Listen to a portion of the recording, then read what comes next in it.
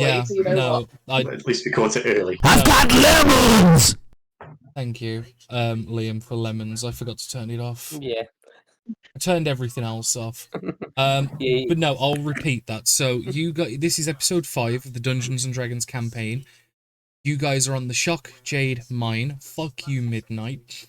Thank you, Liam, for the egg. I'll say it again.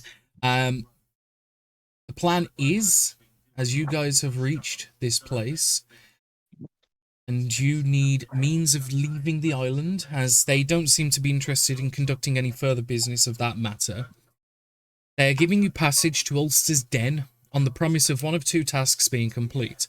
You either do a week's worth of work in the mines, or... Thank you, Carl, dude. You didn't have to do the bits, man. Or you go and slay a creature that has been plaguing the explorers that have been trying to set up new adventures on this island and new mines. You shut it. Fuck you. Fuck you. She was talking to me. Oh, okay. Well, either way, shut up. You guys have been following the safe path that was set by the explorers previously, so you've encountered no trouble. As you get further and further along the path, you notice a lot of the smaller creatures, the smaller lizards and other different animals and birds and stuff have been coming fewer and fewer between. And you can slowly hear roars in the distance. We're going to pick up the adventure with waking up the next morning. And thank you, Carl, for... Fuck me. Dude, Carl, dude, seriously, stop. You don't have to, man. You guys wake up the next day where you are going to reach the place in which the roaring is coming from. Holy shit. What do you guys want to do to prepare? Well, at the end of last second, I cast Mage Armor, didn't I, on myself? So would that still carry through? Or can I cast it? I cast Mage. I believe you haven't rested yet, have you? We did do a short rest, so I got back a spell slot, but I've just used it, so now I only have 2 spell slots. No, it was a long rest you guys have recently completed because, obviously, you only getting the benefits of a short rest. Thank you, guys. Yeah. Yes, Midnight, Yeah, we can stop at McDonald's, and I will buy you some nuggies, okay?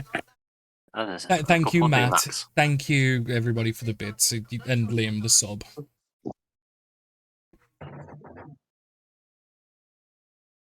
So yeah, like you say, we got the short rest. So well, long rest, but it was a short rest because we're out and about. Yes. Camping. Yes, you had a long rest to prevent exhaustion, but you only gain the actual benefits of a short rest. So if you need to, you can use hit dice. Anything you gain back on a short rest, you gain back. Carl, we'll stop off at Burger King as well. I'll get you a Whopper. Everyone wants fucking food orders now. Now I've got bits. Wait, we putting in our orders? Like, is that what's happening? I thought we were meant to bribe you, Danny, not the other way round. Well, everyone's making requests of me. They see bits and they're like, ooh, nugs. Nuggies. But, obviously, Rose, you can adjust your character however you need to. But it's more than realistic that you guys are going to encounter whatever in the day. You are essentially, if I mark it on the map, you guys are about there now, so going up, you're going to be getting there. There or thereabouts. Pretty much, yeah. I'll leave it to you guys now, in case you want to do any preparations.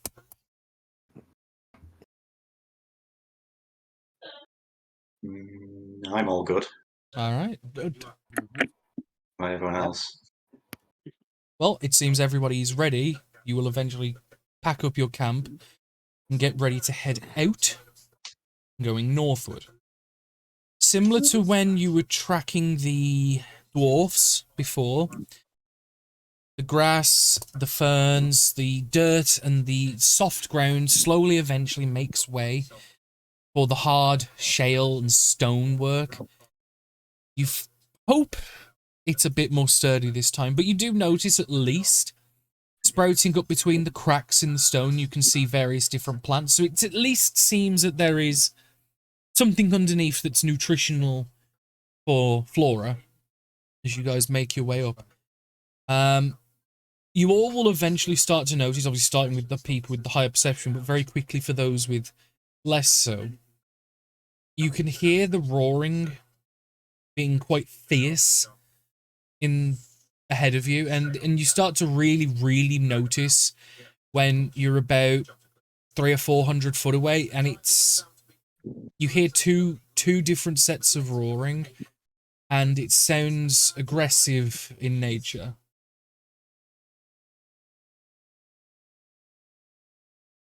Bow out. Sorry? Yeah, I just ready my bow. You guys get closer. Line of For sight. stealth. Yeah, line of sight is not perfect here because there are a lot of large stones, and there are still like creeping ivy vines and things like that that crawl over everything and create like some sorts of blocks to like. It's not like an open field of stone. But if you guys wish to stealth, you may do so. I will need stealth rolls, obviously. I've got to apparently feed the cult. Wait, who the fuck told you about the cult meme? I thought it was a cult. It's come back. Who the fuck told Midnight about the cult memes? Hello, Robbies. It's just no one. It's just obvious. Fuck off. No, who the fuck told her? I swear to God, Adam. I haven't said anything to her. You're the one that speaks to her the most outside of me. I don't trust Yeah, you, you fuck. The cult thing's kind of died a death anyway. It's because it's not ever been one. It's, You spurred. never told me that. You said it was. Yeah, I've heard it's cult. Shut up, guys. The hype train has left. Shh. But, oh, okay, it's pretty good stealth all round, apart from two of you, which are distinctly average. But you will eventually keep pushing. And given what's going on, you will eventually find your way unnoticed. As I'm just going to quickly turn on the fog of war, just a moment, and then Ooh. Come across the door to a cult. reveal, please. Thank you. I'm going to move you guys over to the map. It's all right. I'm just quickly partial revealing. Ooh.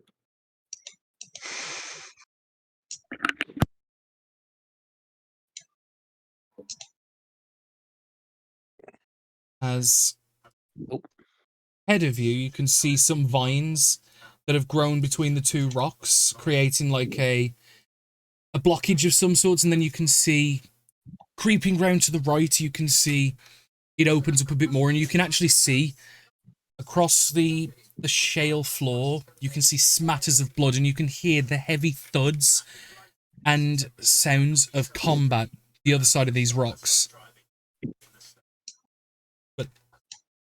And as you guys decide what you wish to do, I will quickly say hello to everybody that's in the chat. Hi, Robbies. Hi, Midnight. Hi, Darth. And obviously, the various people in this group that are in chat. Hope you're doing all right. But what are you guys doing as you're slowly pressing on ahead? It seems that given the combat that's going on, you guys are going to be in a beneficial position with stealth.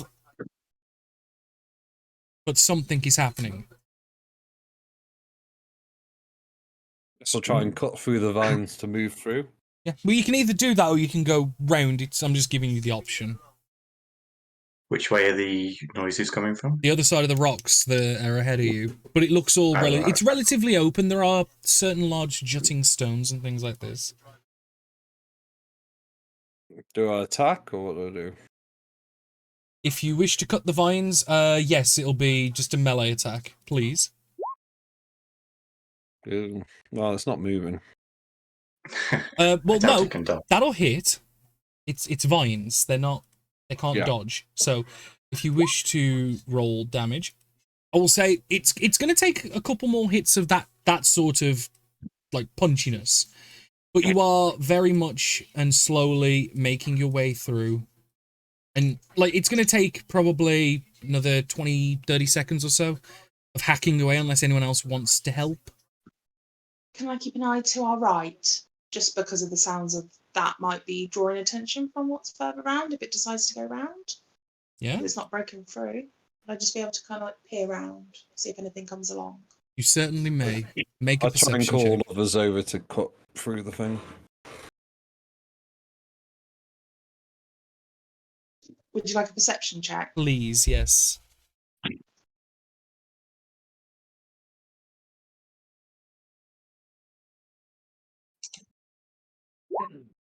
16. Okay.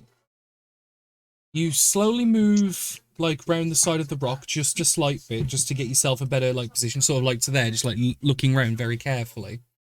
Mm-hmm. And you see two large creatures that are like battling for ground, pushing back and forth. As I'm just going to reveal the entire area now at this point, and I will say probably not long after this, Ben, you would be able to cut through the vines. As no, reveal areas, please, you fuckwit. I put the auras on so you can see where their stance is. As you can see, two large lizard-like creatures embroiled in combat. You can see blood strewn across the floor, covering the one on the left, where the one on the right doesn't seem to have any, like, terrible amounts of wounds. It seems the one on the right is definitely winning the battle. Mm-hmm. You can report that back as you wish. Lyra just kind of moves her hand behind and just kind of waves at the others very vigorously to try and catch their attention without making a You sound. do vigorous jazz hands, and it will eventually be noticed. And just, obviously they're attached to the map, Ben, but those vines, I will say that they are eventually cut through, that they are passable. Yeah. Basically, the two squares worth here are open, but obviously the two far sides are not. Mm-hmm. And as some of these vines start to fall, Josiah, you will see the one on the left. You'll see backing up slightly because you've got this rock that's just here that's blocking the line of sight to the rest of the combat, but you'll see the one on the left at least, and it looks fucked up. It's still fighting vigorously, but it's fucked up. Right. So, You're saying I think we need to shoot the big mouth little hand one. We could always wait for one to win and then there'll only be one to fight. I'm going to back away slowly. Yeah. The fight is intense. The fight is quick. As you can see, the one on the left is kind of like half pivoted at the thing. Like, rather than looking at it straight on, it's kind of like half turned, using its tail as like this bludgeoning device. And as the one on the right goes in for like bites, large bites and attacks and lunges, it uses it as like a pivot, like whip almost, and tries to slash it. Can I climb onto this rock at all? You can try. It would be an athletics check. Which rock, left or right? Right, so 1, 2, 3, climb. Yeah. Make an athletics check. It's probably about 15 foot tall. Oh, no. It's pretty sheer, and there's not enough for you to really get a grip with. So yeah, you kind of struggle with that. The fight continues, and the one on the right lunges in, and you can see it's gotten a couple of really nasty, deep gouge bite marks along this back and side of the one on the left. I'm not moving them, because obviously I'm not going to do proper like turn order for them, but I'm just like narrating it for you guys.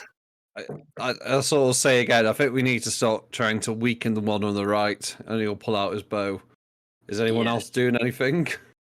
Whatever I will. we do, Yeah, all right then. we're going to have to intervene soon if we wish to save the one on the left. I'm just going to pull out my watch and just get going, and then I guess I'll fire. I'll move back round to here, and then I'm going to shoot a one of my top ones at the big, scary one. Okay. I mean, they're both big. But the one is really, Yeah. there's only one that's really scary. Yeah. Yeah, really scary one. That'd be a chill touch. 16? 16 will hit. Ooh. And it takes 5 points of necrotic damage. All right. As you just send out this chill touch, and as it's reeling back from just a blow from the one on the left, it kind of like feels this necrotic energy like just hit onto its little dinky arm on its left side.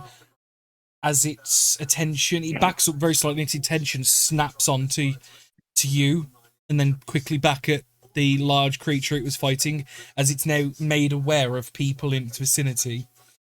I think at this point, we're gonna need an initiative. Yeah. I was going to insult it just. You can insult it all you want, but you've got to wait your turn. Because shit's just got real. As you've just interrupted this battle of the dinosaurs. Obviously, your characters don't know what they are, but I'm going to put their proper names. Mm-hmm. Oh, don't worry. When I get them, I believe they're oh shit, no fuck. Yep. T-Rex. Yeah. Yeah. So Terry T-Rex got himself a nice little 19. And Annie Anklo got herself a 19. Okay. Keep his attention. Please keep his attention. Come on, Annie. Annie Are you okay? I'm about to say, Annie Anklo's close enough to Annie Oakley. Can we give it a gun, please? Don't know what that is. Annie, get your gun. But why are you typing? What? Are you not typing? Am I typing? Where am I typing? Fuck knows. It's alright, I was typing to put the stats in. Right, so top of the turn order, the Ankylosaurus is to go next. Oh, I type in chat so I don't interrupt like the player's razor, because I'm the DM. I don't want to let the role play happen, let the story breathe. That's all. I do that so I can still talk to you guys without over talking everybody else. But the Ankylosaurus is going to take a few steps round to the side here, and then he's going to whip the tail as it's going to try and bludgeon the T-Rex. And that's gonna hit all day, as it deals to the T-Rex 19 points of bludgeoning damage. Oof. Unfortunately, that is all it can do. Unfortunately, I don't have any commands like that, Razor. Not yet, at least. But Terry, his turn is next. And he's going to reciprocate the tail attack with one of his own as he's going to lash out.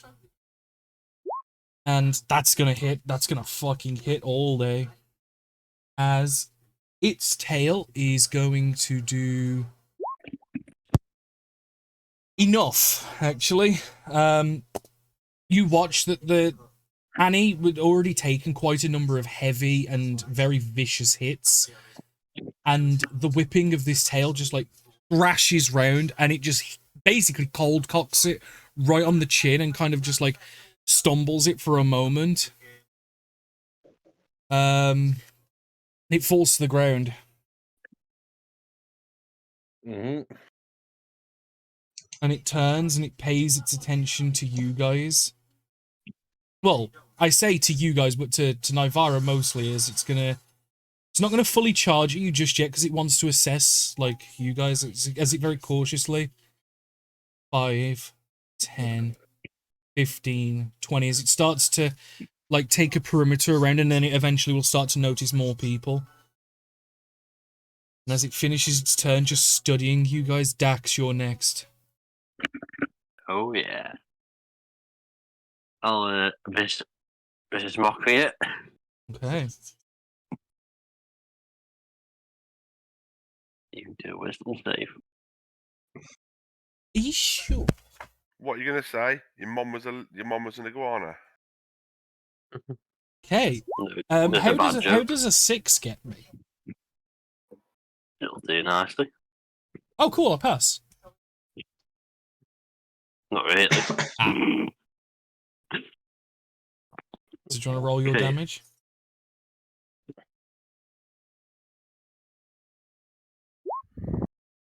To Okay. let's say TX hates CPR. Another reason why they went extinct. You shout out these words to it, and it notices you and it acknowledges you. It doesn't seem to flinch terribly too much, if at all, to your effects, but you are acknowledged. But is Barnet? Yeah, that makes sense. Okay, I'm gonna move to here Okay. with 15-foot movement. Then I'm gonna throw a javelin at it. My final one. Okay, you're going to throw your final javelin. Roll to hit. 20. A 20 hits. Can I get some damage, please? That's Ooh. 9, but not rage. Yeah, Not a so rage or something just there. 9, okay. Yeah. And you just like take 2 or 3 steps forward and just like hook the javelin, and it hits it clean in the sternum, and it's like embedded by a few inches, and it just lurches down slightly and just lets out this hellish roar in your direction as it felt that. Didn't like that. I wouldn't mind. Yeah. I wouldn't mind being embedded by a few inches by you, Danny. Yeah, I'm just gonna take a step back. Please. And that's my turn done. Thank you. Josiah? Okay, can I move through this bit here? You can't end your turn between those rocks, but yeah, you can shimmy through them at I'd say difficult terrain maybe. Right, It's well, it's like a shimmy. It's not like walk through. So it'd be 1, 2. and That's that'll be 10 3, foot. 4. That's 20 foot, and then you'd have to go like 5, 6 to like here. I'd let you end your turn in this one as well, because that's got a lot of open space. Yeah, I'm trying to get a shot like I've got my longbow. You've got a shot there, trying- definitely. It's big. It if anything as well, it's sticking up over the rock slightly. If you was like back enough, you'd probably be able to like plink it over. Oh, like that. Okay. Yeah, you'd probably be able to just about. If you lean round, you could probably see it. Yeah. Okay, I'll take a shot. 16. 16 hits.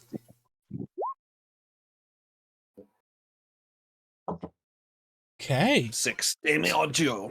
Hey, it's not bad. It's not bad. It's not. You're not individually doing a lot of damage, but you're all collectively. It's racking up as just a small bow arrow shot just fires, and it just doesn't stick in because of the angle you're at. It more like grazes and leaves like a gouged slash down its side.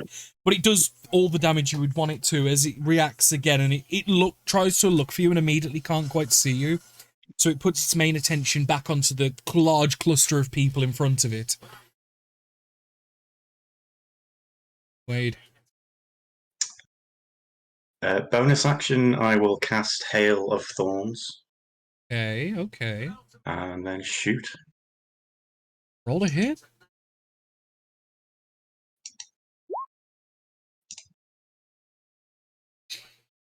$16 hits. I'm guessing. Did a moment ago. Yeah, Oh, yeah. 16 hits quite easily. Oh, is it a save? Hang on. Yeah, dex save. Yeah. Right then. So, dexterity saving throw, a natural 20. Oh, shit. Chronal shift. So it takes half. Oh. No. He has to roll again. I did a chronal shift. Oh, you fuck. Okay. I see how it is. Oh, you fuck.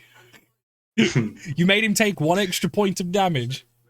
I know, but I can do. So she's testing it out, and she kind of pulls an alternative version of the T-Rex into its space, and it just kind of shudders for a second. Cool. Yeah. Other than that, okay, never mind. A little move back. And I'm done. Okay. Okay. Funny enough, it is your turn. Yeah, so I'll get my reaction back. Yay. Yeah. Okay, cool. How far away is it? It's 25 feet from me, isn't it? She is going to kind of go. No, I'm just gonna fire another clock count at the creature. Just hope people. 11. That is a miss, unfortunately. Yep. It's got a bit of nimbleness to it, but its frame doesn't help. But even with such a slow hit, it's able to dodge. Yeah. And then I'm just going to back away another 5 feet just to there. And just kind of pray. Ugh. Even though I'm not really a godly person, but never mind. She starts praying. No atheists in a foxhole. Sorry? There are no atheists in a foxhole. Well, she believes that the gods exist. But that's all I'm giving you. Because it's complicated. Ayla, End of my you're next. I will just do the shotgun. My Oh, I'm just going to delete Annie Anclo, by the way, because she's dead as shit. made me sound like she was possibly concussed. I was nearly going to run over there and potion it. I mean, she might be. She's dead as shit from the turn order. Mm-hmm. I needed to see what that does. Wait, casting? Not Okay. casting it. I clicked the thing to try and Okay. just what range I was playing with for a couple of my spells. I will use Mind Sliver and trying to call back the pain of the club around the head it just received from Annie over there. Can I get an intelligence saving throw, please? You may. As it's going to roll a 5. No, intelligence save. 1. So that's 4 points psychic damage. Yep. And a d4 off of its next save until my turn. Yep. Currently, it has disadvantage on its next attack and a d4 off its next save. Mm-hmm. And then moving up, because she sees that thing is getting ready to charge. Yeah, that yellow line as well, that's where the vines were cut and he's passable, just as an FYI. Yep. And yeah, it's like, she kind of said, don't stand around, that thing is going to come and try and eat you. Hell yeah. She ends the Terry Slays that, and Sherrick boy. Vlad. Right, I'm going to go to there. Good And I'm plan. going to cast on Big Boy Sacred Flame. Okay. 6. Great. Fail, you get 3 radiant damage. Oh, that goes through. Pushing the beautiful power here with 3. You reach your holy symbol and you just kind of watch as some light flame-like energy just licks up and like wraps itself around its feet and its legs. It does burn some, and again, because these hits individually don't seem to do a terrible amount, it's not reacting like as if it's in a lot of pain, but you're confident that the damage is going through. It is adding up. It's just going to take a bit of time. But it kind of just bears its head down slightly, looks at the two that are at the front, and charges forward. Because it's going to go 5, 10, 15, 20, 25, 30. And it starts, as it's running down, it turns its head slightly sideways and opens its gaping mouth. And it just bites out at Barnet. Barnet. 17. Does that hit? That just hits, yep. Okay. That at disadvantage, Danny. Oh, shit. Yeah, you're right. 13. That misses. Thank you. So you feel that its fangs just start to wrap around you, and you kind of just push on between the teeth because its mouth's that big. You can kind of put your hands between the teeth, and you kind of hold it open just enough that you can like duck down and then like slip your fingers and arms back underneath as it just snaps together above you, and you kind of take a step back. As then, in retaliation to that, it's then going to whip its tail towards you, Nivara, for a 24 to hit. Yeah, that hits. I can't even shield against that. Okay, yeah. As you take 21 points of bludgeoning damage. I am unconscious. Ugh, Instant. can you make a Constitution saving throw? Yeah. Still a 10 because it's not. Yes, because it's DC 10 or 10. Yeah. That'll be a natural one. Oh, It hasn't come through yet, but Okay. Luckily, there's no punishment for a natural one on the injury table. Although it would be funny to make people like roll with disadvantage on the table just for a meme. Rose, can you roll a D100? yeah. I screwed up. Higher the better. 64? Okay. that's in the not too bad. Okay. Rose, your character is going to have some mental trauma. Yeah. shit. Rules is written. Yeah. No, rules is written. You are now like your character when she's awoken will be suffering from berserker. So, Oh Somehow so it pissed her off. no. luckily, it only lasts for 1 round, and if you pass, nothing happens. But when you wake up, you must make a Wisdom saving throw. If you fail, you are forced to attack the nearest living creature. Okay. So Cool. that's basically just waking up in a blind panic and launches an attack at the first person. Yeah. By the way, Donnie, if you'd done 5 extra points of damage, you would have insta-killed me. Just so you know. Jesus. Yeah, no, I knew it was going to be close.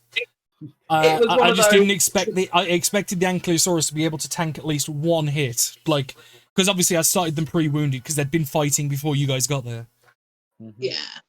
God damn. No, it's But yeah, as you fall to the floor quite emphatically, and you watch as she falls and like cracks the back of her head off the floor with like quite a serious smack. Dax, you're next. Okay. If I go there, can I get line of sight? Of Nivara? Mm. Just because the T-Rex takes up the 3x3, it doesn't fully inhabit at all times that 3x3. Yeah, there's going to be plenty of block. yeah, there's going to be plenty of times where like you'll get a good enough view. Okay, I'll do a healing word.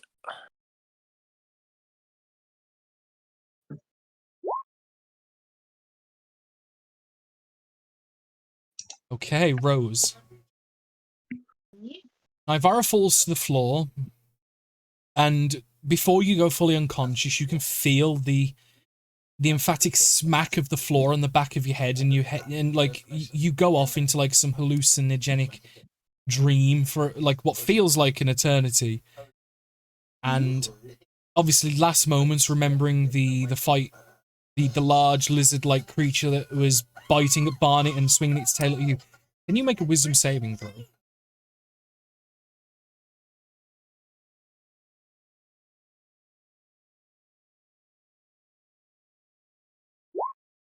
for natural 20 then. You wake up in a blind panic, an immediate fear, and fight or flight kicks in, and you chose violence today.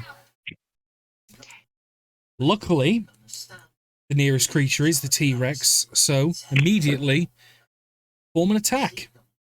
I will allow it to be a spell if you wish. Obviously, it's very instinctual. So it's what would Nivara instinctually do as a means of lashing out at the nearest thing, which is this. Tase. It's something grass. At the end of the day, I would slap it and try and chuck it. Make an attack roll. You'll have disadvantage because you are prone. Because I believe it's melee spell attack, isn't it? Yeah. Yeah. Wow. But this is essentially a free action that you've been granted. Yeah. So I'm guessing a 9 misses. A 15. A 15 hits. Oh, shit! Cool. It's not got a higher than AC as you'd expect. Actually, a lower than I'd expect. So it takes the hit. Yeah, it's tanky on hit points. Yeah, it's hit points and damage output. Which I'd already took a bit off anyway. So yeah, as you instinctually like wake up, your eyes bolt awake, bloodshot. You just kind of just see this large creature looming over you, and you fear it's gonna like turn to devour you and like slaughter you on the floor. You grab at its ankle and you just unleash some shocking energy into it, and its foot jolts away from you instinctually as it's trying to continue to bite at Barnet. Luckily, nobody tried to heal you with a touch spell, because that could have gone very bad. Yeah. Because obviously, because priority would have been the person who's grabbing at you. Do you know what I mean? But that is the end of the effect. It can't take reactions till its next turn. Cool. FYI. But your Berserker, it's only a duration of 1 round, and it is now concluded. Dax, you may continue your turn. Okay, I'll move down one. Luckily, you got one of the better ones, and given the situation, it actually worked out in your favour because you basically got a free attack. Really? It kind of makes sense for her character, to be honest. Is that it, Dax? Are you finished? I'm going to insult it again. Okay. Yeah. Can't you pick up the rabbit? Is that it? Yeah. Okay. They're not going to be great, but No. 3.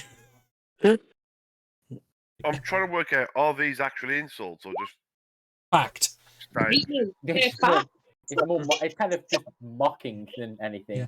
It's starting to look pretty wounded now at this point, and you can see that, like, from its eyes, it's bleeding, and from its mouth, you can see various cuts, and you can see some of the wounds that the Ankylosaurus had dealt it, the large bruising and probably, like, fractures and bones inside.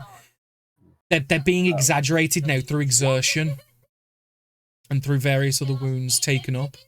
Oh, by the way, Danny, yeah, it was a 2, not a 3. Nah. Okay. Because I forgot that, and that was its first save that it's done since. So. Is that the end of your turn, Dax? It is. I don't remember Dax ever throwing a stick sparrow, but it does sound like the stupid shit he would do. Barnet, you just slipped out of the maw of this creature. You have a moment, and you have a time. It's now. Yeah, and where's its tail at the moment? Like, where's its lowest point? Its lowest point is its feet. Like, in terms of climbing up onto it, looking at a ramp. Well, it's actually facing the way it is now, kind of. Its tail is in, like, that bottom right, far right middle. Would it be possible to try to climb the T-Rex? Yes. On a grapple check, I will say, and then followed by an athletics check. Because obviously the grapple check to get a hold of the tail to climb on, the athletics check to climb on. Yeah, you may try. So can I get a grapple check? So it would be an athletics check from you. But before I do that, I do want to... that would be checking if there's something else possible. Do you want to do my angry face first? You're going to rage. I'm going to do my rage. Okay. I'm going to rage climb. I'm going to... Yeah, I'm going to ride it angrily. So what was... It was grapple first. Yes, Liam. That's just strength, isn't it? Athletics, please. Athletics, okay. T-Rex is athletics or Hold on. acrobatics. Well, I get Yes, which advantage on it's that. going to choose You, athletics. you did get athletic. Um, What one did it come in out on? It Okay. gets a 15. So, you kind of grab a hold of its tail as it's like just pulling it round from Nivara. Now, obviously you're going to have to use your movement at difficult terrain, but can I get an athletics check to see if you even manage to essentially climb this thick-ass pipe of a tail? Oh, athletics again. Okay. Okay, yeah. I'm going to say it's going to use all of your movement to comfortably get, like, to where its hips are. You're not going to quite get to, like, its neck or anything. Yep. Just let me... You're about there on it. Okay. Yes! I will say, it'll probably have used your action as well to It would have, for the yeah, grapple. definitely. You have a bonus action if you so wish, but you No, are I'm raged. you are rage riding the T-Rex. Yeah, I'll either both fix my rage. That's me done. But hopefully I'll distract him for a little bit. Hey, Josiah. Okay, move 1, 2, 3, 4. Yep. He's going to draw his bow. He's going to use a pirate power, a PP, Okay. and he'll fire his longbow. Please don't get one. I was gonna bump the AC up a tiny bit. It's still gonna hit because I was gonna bump it by 2. Because essentially you're trying not to hit the Heron that's currently like in its center mass. But a 16 will still hit, even with the +2 to its AC. Say that it doesn't matter if he hits him personally. So do you want to roll damage? 7. 7 hits and does some good damage. As Barnet, as you are kind of like climbing your way up towards like the back of the head, just in its shoulder blade, you just see, and you just see this arrow just sticking out, and it's like buried. It's like the entire head is buried in. Oh, good, a handhold. Yeah. Yeah. Did the pirate power do anything? Not right now. Okay, is that the end of your turn, Josiah? Yes. Wade. I shall move around and just shoot.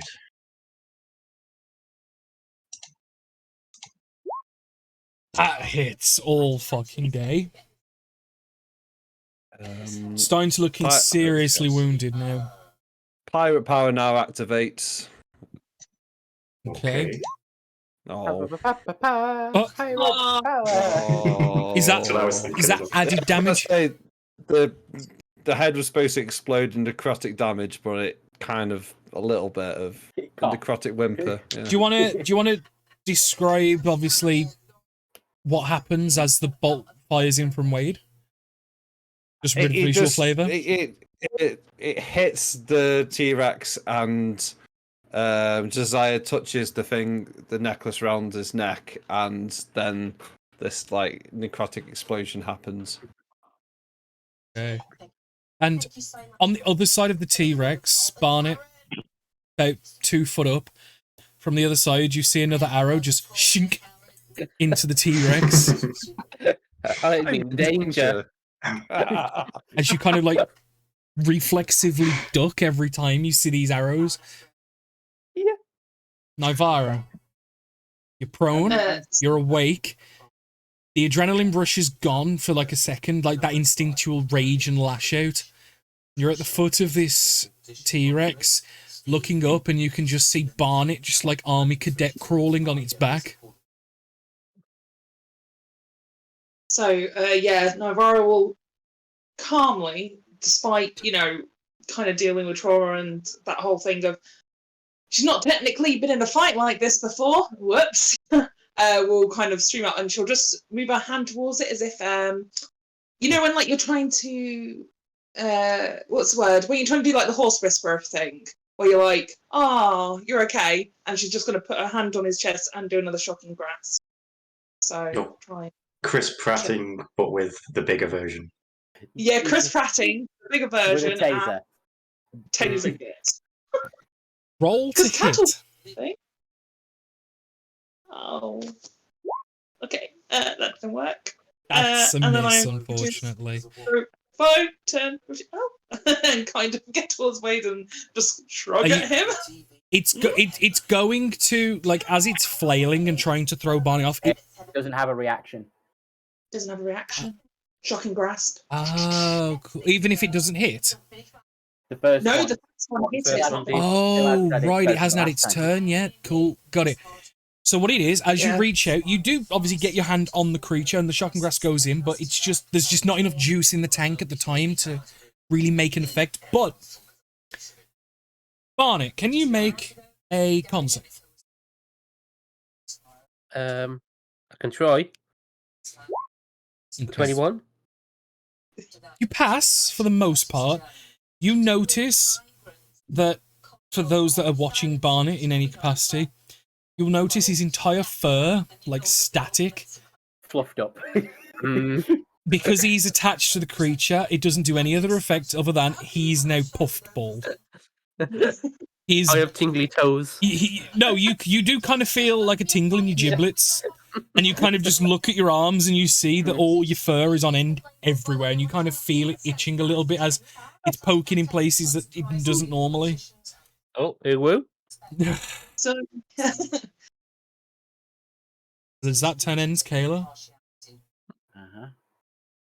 Kind of just seeing this moment of this creature severely weakening, kind of spotting the moment, will try and launch an effort of her magic towards trying to knock it down and possibly finish this off, and will launch a chaos bolt at it.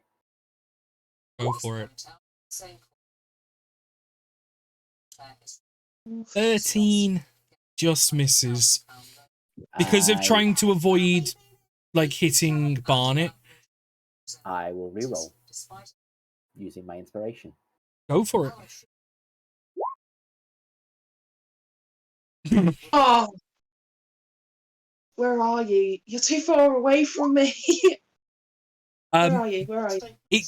You unfortunately, like, hit to its one side, and as it's attempting to lash out at Nivara, but it's just nowhere near quick enough because of the shocking grasp effects, it kind of twists and contorts its body as you fire the chaos bolt, and it would have hit if it didn't reflexively attack at Nivara, but unfortunately it's way wide of the target. Yeah. Yeah, I've already done that, so I won't use my other... Oh, I can't use my... Well, I could use my other ability, but I'm not going to. I could have given myself advantage. I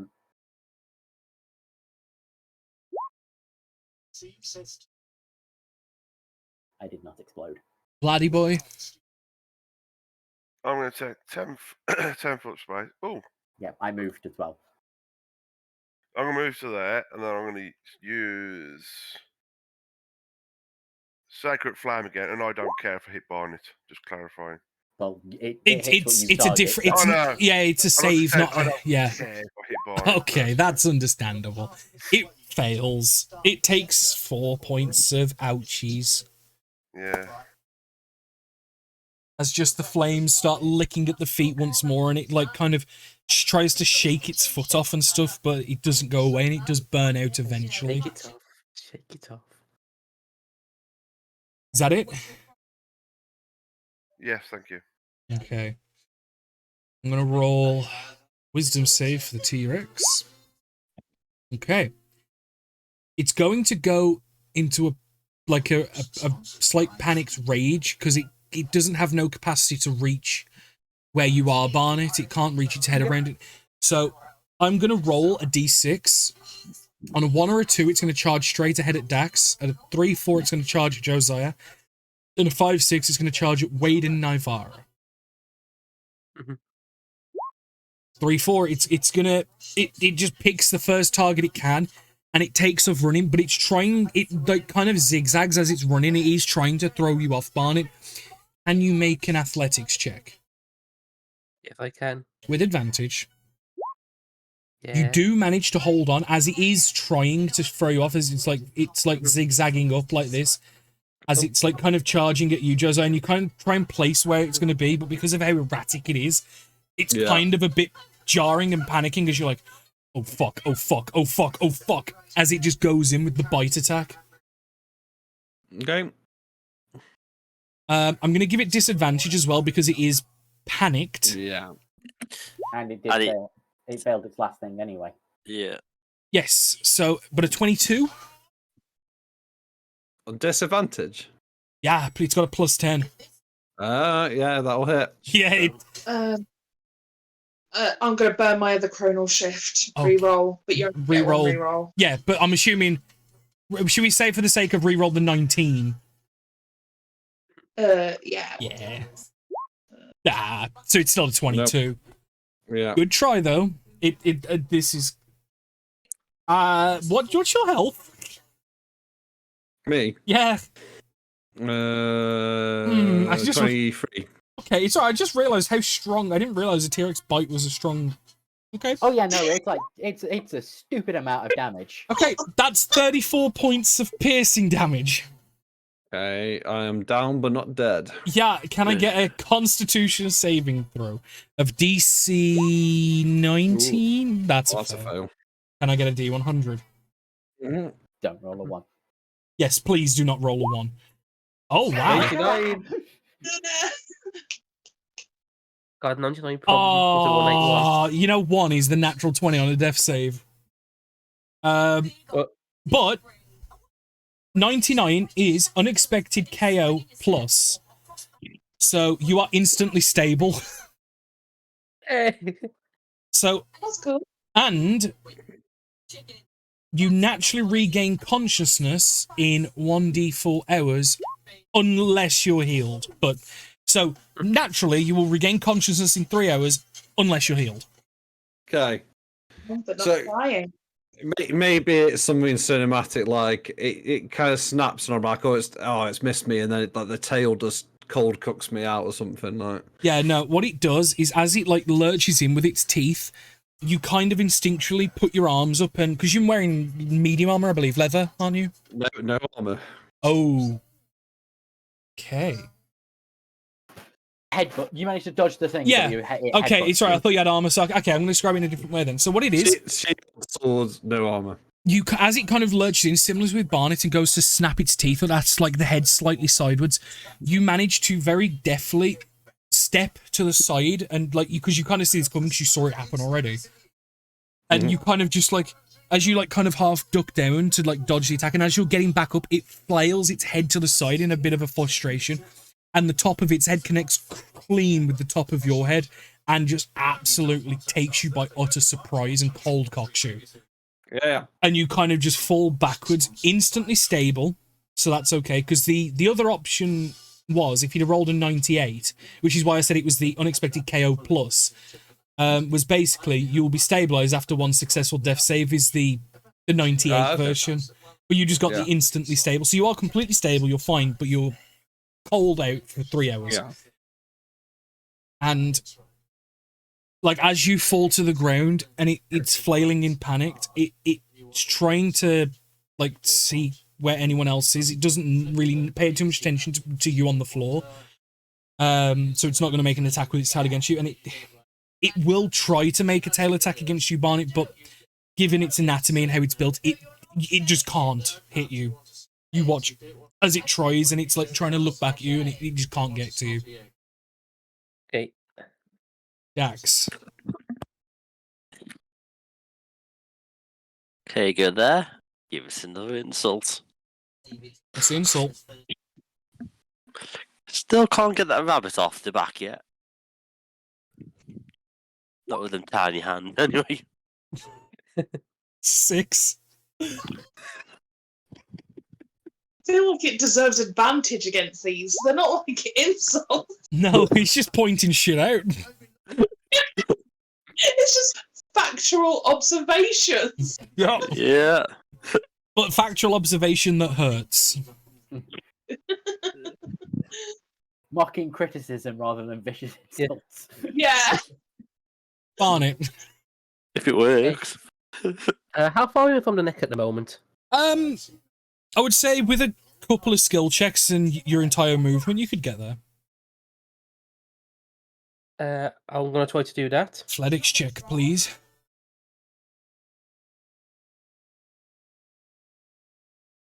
Oh, did that not? Does he get advantage for having 2 arrows to hold on to? He has advantage because he's raging anyway. Ah, okay. Raging anyway, technically. That's a He's success. raging. So his, very yeah, slowly yeah. and very methodically, you succeed in climbing up the back of the T-Rex using the arrows as kind of like grip points. You kind of push them in slightly and twist them and then just pull yourself up bit by bit, bit by bit. You're now within striking distance of the back of its head as it is looking around, and it can see you, but it doesn't have quite enough rotation to get you. Yeah. I'm going to use my battle axe to hit the back of the head. Go for it. Where we got? There's battle axe at the top. Yeah, I don't know how you're going to hit the back of the forehead, but go the back of the head, not the yeah, forehead. yeah. The 20 hits. Well, he can hit the back of the forehead by going through the rest of it. 13 damage. Liam, Yeah. How do you want to do this? you exacted it. Yeah. Not only did you finish it off, you got exactly 2 points left. No, the max could do as well. Is there any special flourish you want to add to this? I was going to be my axe onto the back of his head and just, like, get it in there. Can you make an acrobatics check, just as a thing, by the way? Acrobatics, uh-oh. You could probably just do his Oh. rabbit hop to get off. Okay. So you kind of get to the back of its head and you kind of just take a moment. And the one arrow that was shot by Wade that's a bit further up, you kind of put your foot on it slightly as like a footrest to kind of like steady yourself up a little bit, and you kind of hold your left hand and left foot down. And you just raise the battle axe with the right arm. You just cleave at a 45 degree into the back of its head, and the skin and the flesh just splits as you go right down until you hit something solid with an absolute mighty crack. It sounds like you broke bone. And the axe is stuck in the back of its head. It's fully stuck. That's not your immediate concern. As you try to retrieve the axe and you notice it's stuck, you notice the floor you're on is no longer a floor. It never was a floor, and it starts to give way as this T-Rex does start to fall. Let's just see direction. Right onto Josiah. I was gonna do clockwise. 1, 2, 3, 4. It's falling onto Josiah. Oh, it's like the puppy from Shrek, isn't it? Shrek 2. I was thinking more like the cocaine bear scene. Oh, yeah. Yeah, where the bear falls on the dude. But yeah, no, this T-Rex just... And, like, you do gracefully do, like, this parkour, like, gambol as you, like, go to hit the floor, and you do land safely. However, Josiah takes 7 points of bludgeoning damage. He's now no longer stable. You don't need to roll, like, another con save. Don't worry. But, All right. yeah, because you didn't go unconscious. You were already unconscious. So I start doing death saves. Yeah. Technically, isn't it 2 death saves I've lost? So people need to heal me quickly. No, because it's if anything. I mean, like, at absolute worst, you would just take 1 because it wasn't a critical hit. But I'm not gonna. Okay. I'm saying that the thing is, you go on to death saves. Was Okay. Cocaine Bear good? It was really good. It was a little goofy, but it was a very fun film. Because what it is, Sparrow, me and Mom have unlimited passes, so we watch a shitload of films recently. It's good shit. But the combat seems to go quiet and dormant for the moment. Josiah is nowhere to be seen. But that's because he's being smothered. Yeah, I want to. Are we still in No. turn order? Or not? I'm suspended turn order because there is no threat to the immediate vicinity, and I would like to think that people are going to save. Mhm. I'm not that mean to force you into turn order because it's not a super big threat. There's no death saves been rolled, and even if you rolled a nat 1, it'd still be another round in. Do you know what I mean? Can we get to him? Enough to feed him a potion anyway. Yes. Preferably get him out. Try and drag him out. If that's doable. Make a strength check. Right.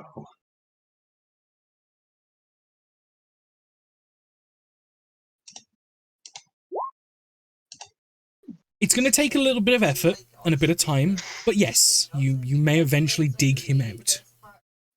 And feed him a potion. Yes. Do you want to roll that potion? Yes. Was this one of the special potions, or was this one of the standard ones? Yeah, I think these are standard. Cool. I think we used all of the specials. Mm. Yeah.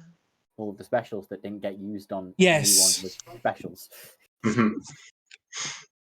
Is it +2? So 6. +2, yeah. Yes.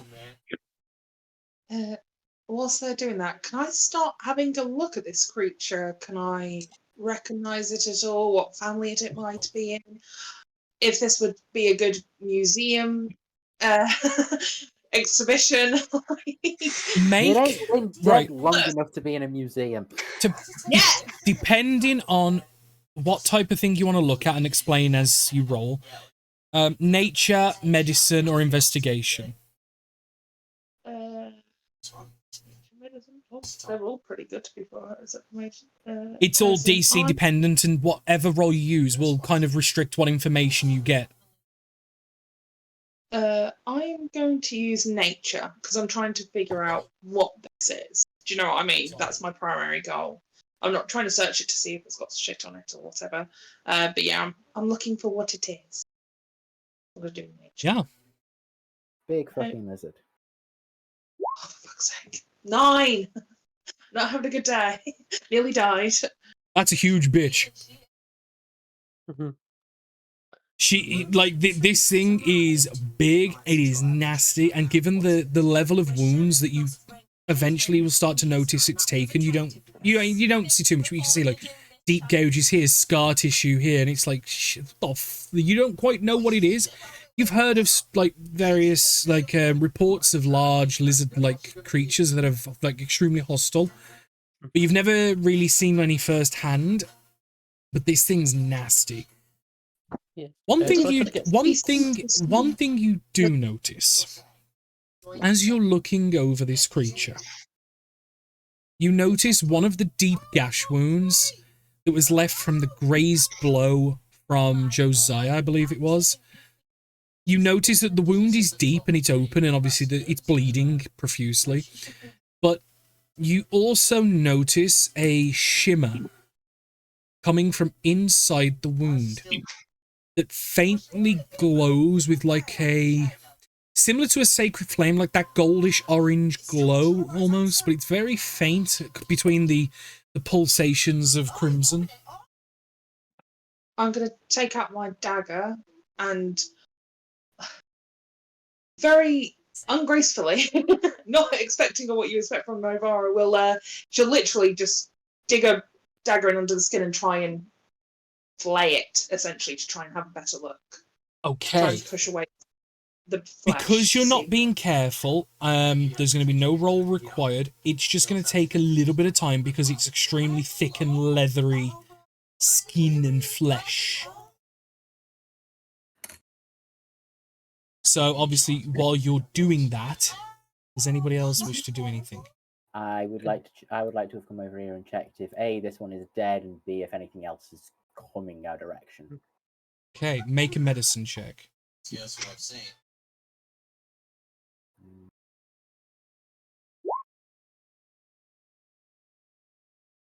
And basing this off of, does it look like it's still breathing or not?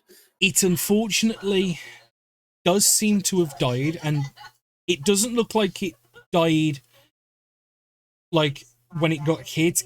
And you notice the obvious nature is the fact that you can see the large pool of blood from all the various deep lacerations it took. It seems it bled out during the combat. Okay. If you probably think maybe if we were a little quicker, it could have been saved. But then again, if you did, would it have beat the shit out of you? You don't know. So it's probably erred on the safer side, being how it is. Yeah, it was more just making sure that it's not going to get up when we weren't looking, and then the other one is just check around, make sure nothing else is coming now because of Perception check.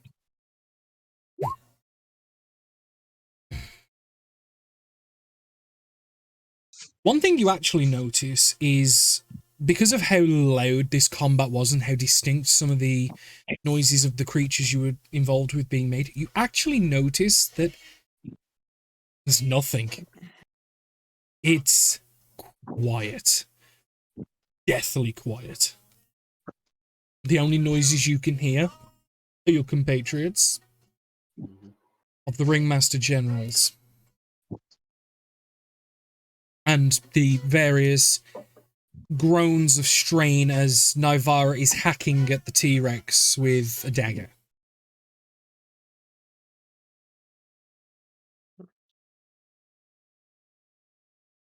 Eventually, Nivara, you will dig out something interesting. Yes, Jackal, they killed the T-Rex, but I'm going to drag it in and I'm going to... no, I need to do it to... Can I totally get my axe back, please? Make a strength check, you may. Strength check, okay. Where's my character sheet? There it is. I'm just uploading the image of what you just dug out. I covered a bit of text. It's a staff that you eventually pull out, Nivara. Yes, Liam, you managed to retain your battle axe quite easily. The noticeable things about this staff is it looks old and it looks worn, it looks ancient. But it is broken. There are 4 points at the tip of this staff that you notice are broken, and it seems that the main elements of this long whatever it is are missing. It's possible maybe to put those 4 pieces back together and bring it back to whatever it may be, but until that point, you don't know. Okay. Kind of look over it a little bit, and then It's covered in gore as well, obviously. Essentially, this was in the stomach of the creature. You realise after cutting it open enough, you can see the acidicness of the bile. Yeah, But she'll this kind of like looks... shake her hand and try and remove as much. Yeah, despite the bile, despite the blood, it's perfect. It's pristinely perfect, with the exception of the 4 broken elements at the top.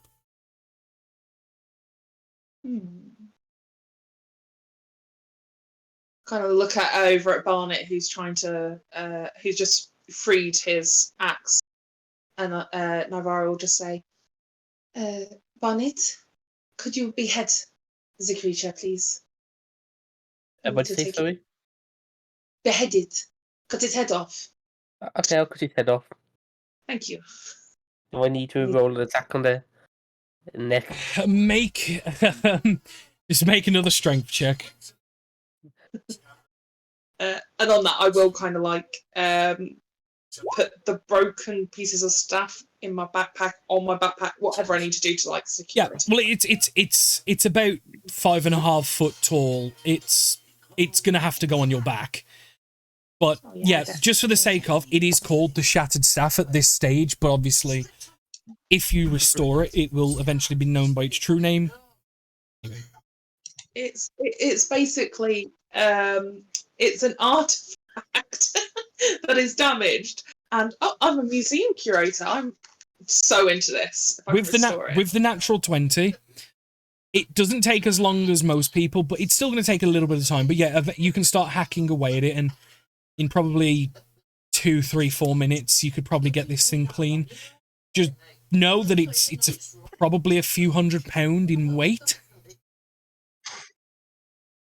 It's a big bitch. Would maybe just teeth do as proof? Josiah starts stirring and be like, "What about the little hands?" They'll work.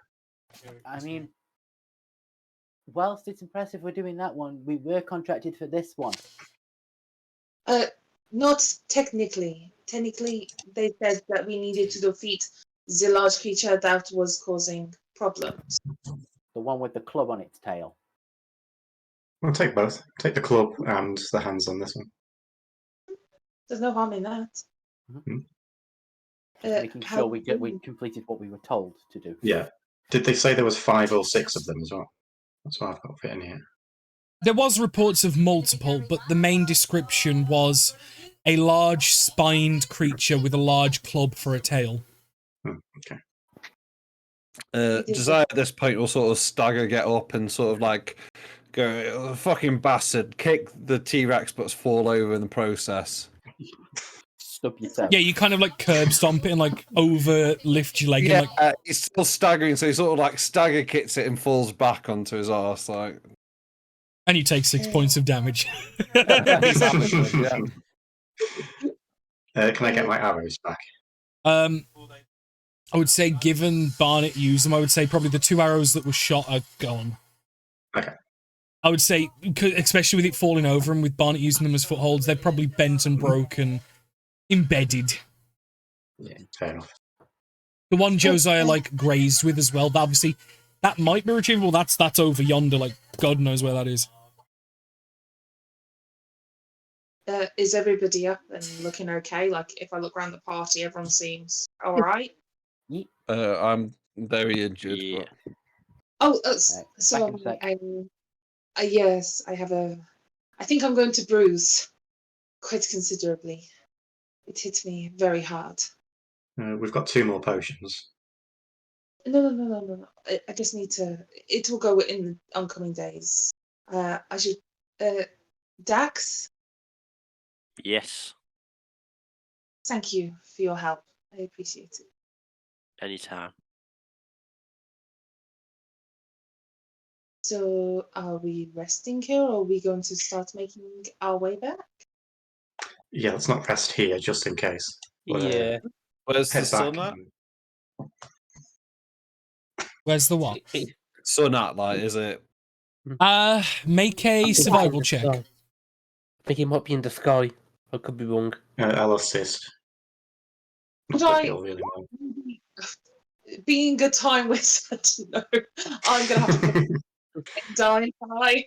Just so I can know exactly what time of day it is at all times. It looks to be about an hour or 2 past high noon. Okay. You guys got up early. Got here probably midday or so. Probably a little later, and it now looks 1 or 2 hours past noon. The sun is just on the descension. We've got a couple. We can make a couple hours back, and then probably need to camp. Yeah. If we wrap all the chunky dinosaur bits in, like, I'm guessing somebody has a blanket or something, we can wrap them all in. Or the leaves on this tree are huge. We could get some Yeah. of them and No, wrap that is actually to scale. It's big. Yeah. Oh, I do have a quick question. As we're like looking at the plants, what are these just like ordinary plants?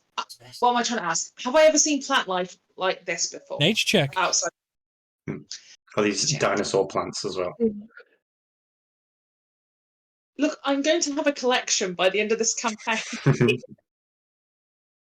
Oh, for fuck's sake!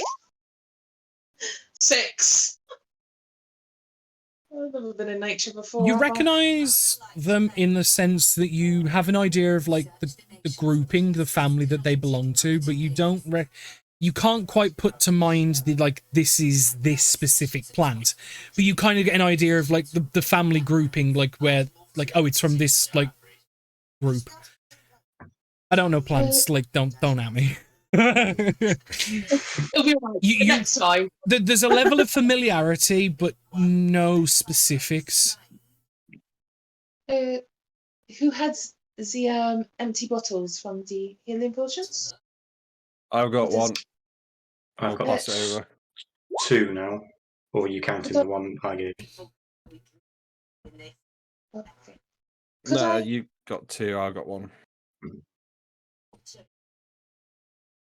I have one, if it is not too much trouble? Please? Yeah. Excellent. And leaving the plant life alone, the T-Rex is bleeding considerably, isn't it? Yeah. It's more so now because of you. Can I get some dino blood, please? Just in case. For reasons. Do you No need have to worry. a vessel to contain it? Yes, I take one of the empty potion bottles from There one you of the go. guys and pop some blood in it. Yep. Dino blood. Please. You're I gonna will start say cloning. it is easy enough to get yourself a bottle of T-Rex blood. Thank you. I will add it to my thing later. No, this could be a part of an exhibition. If we can find more things like this. It is... I don't know about any of you, but I have never seen something Rex. Rex your like that sheet. before. No. Well, I'm guessing not anyway. Ben, how did Also, you do the text-to-speech when I've turned it off? I don't know. Okay. I just did. I don't think I do. also, just to It's assure you, all the sound alerts are open to me. I don't know why. Oh, bizarre. how bizarre, how bizarre. Who turned them on? Uh, Adam, did you turn them back on? I've not done touched them. Harder, Daddy. no, come through. Okay, I've turned them back off again. Good God, what did I step back to? Step back and Rose is cackling. Then it's like, I'll turn it back off. They're off now. I've got the system. Someone turned sound alerts back on. And Sparrow didn't have fucking headphones on and, like, Carl just played that. Oh, no. Mine was gosh. tasteful, at least. But I can assure you, Wade, cloning is not my area of expertise. Oh, the cloning wasn't in character. We wouldn't Oh, it know wasn't? about cloning. Ignore that then, scrap that, rewind time, that didn't happen. Oh.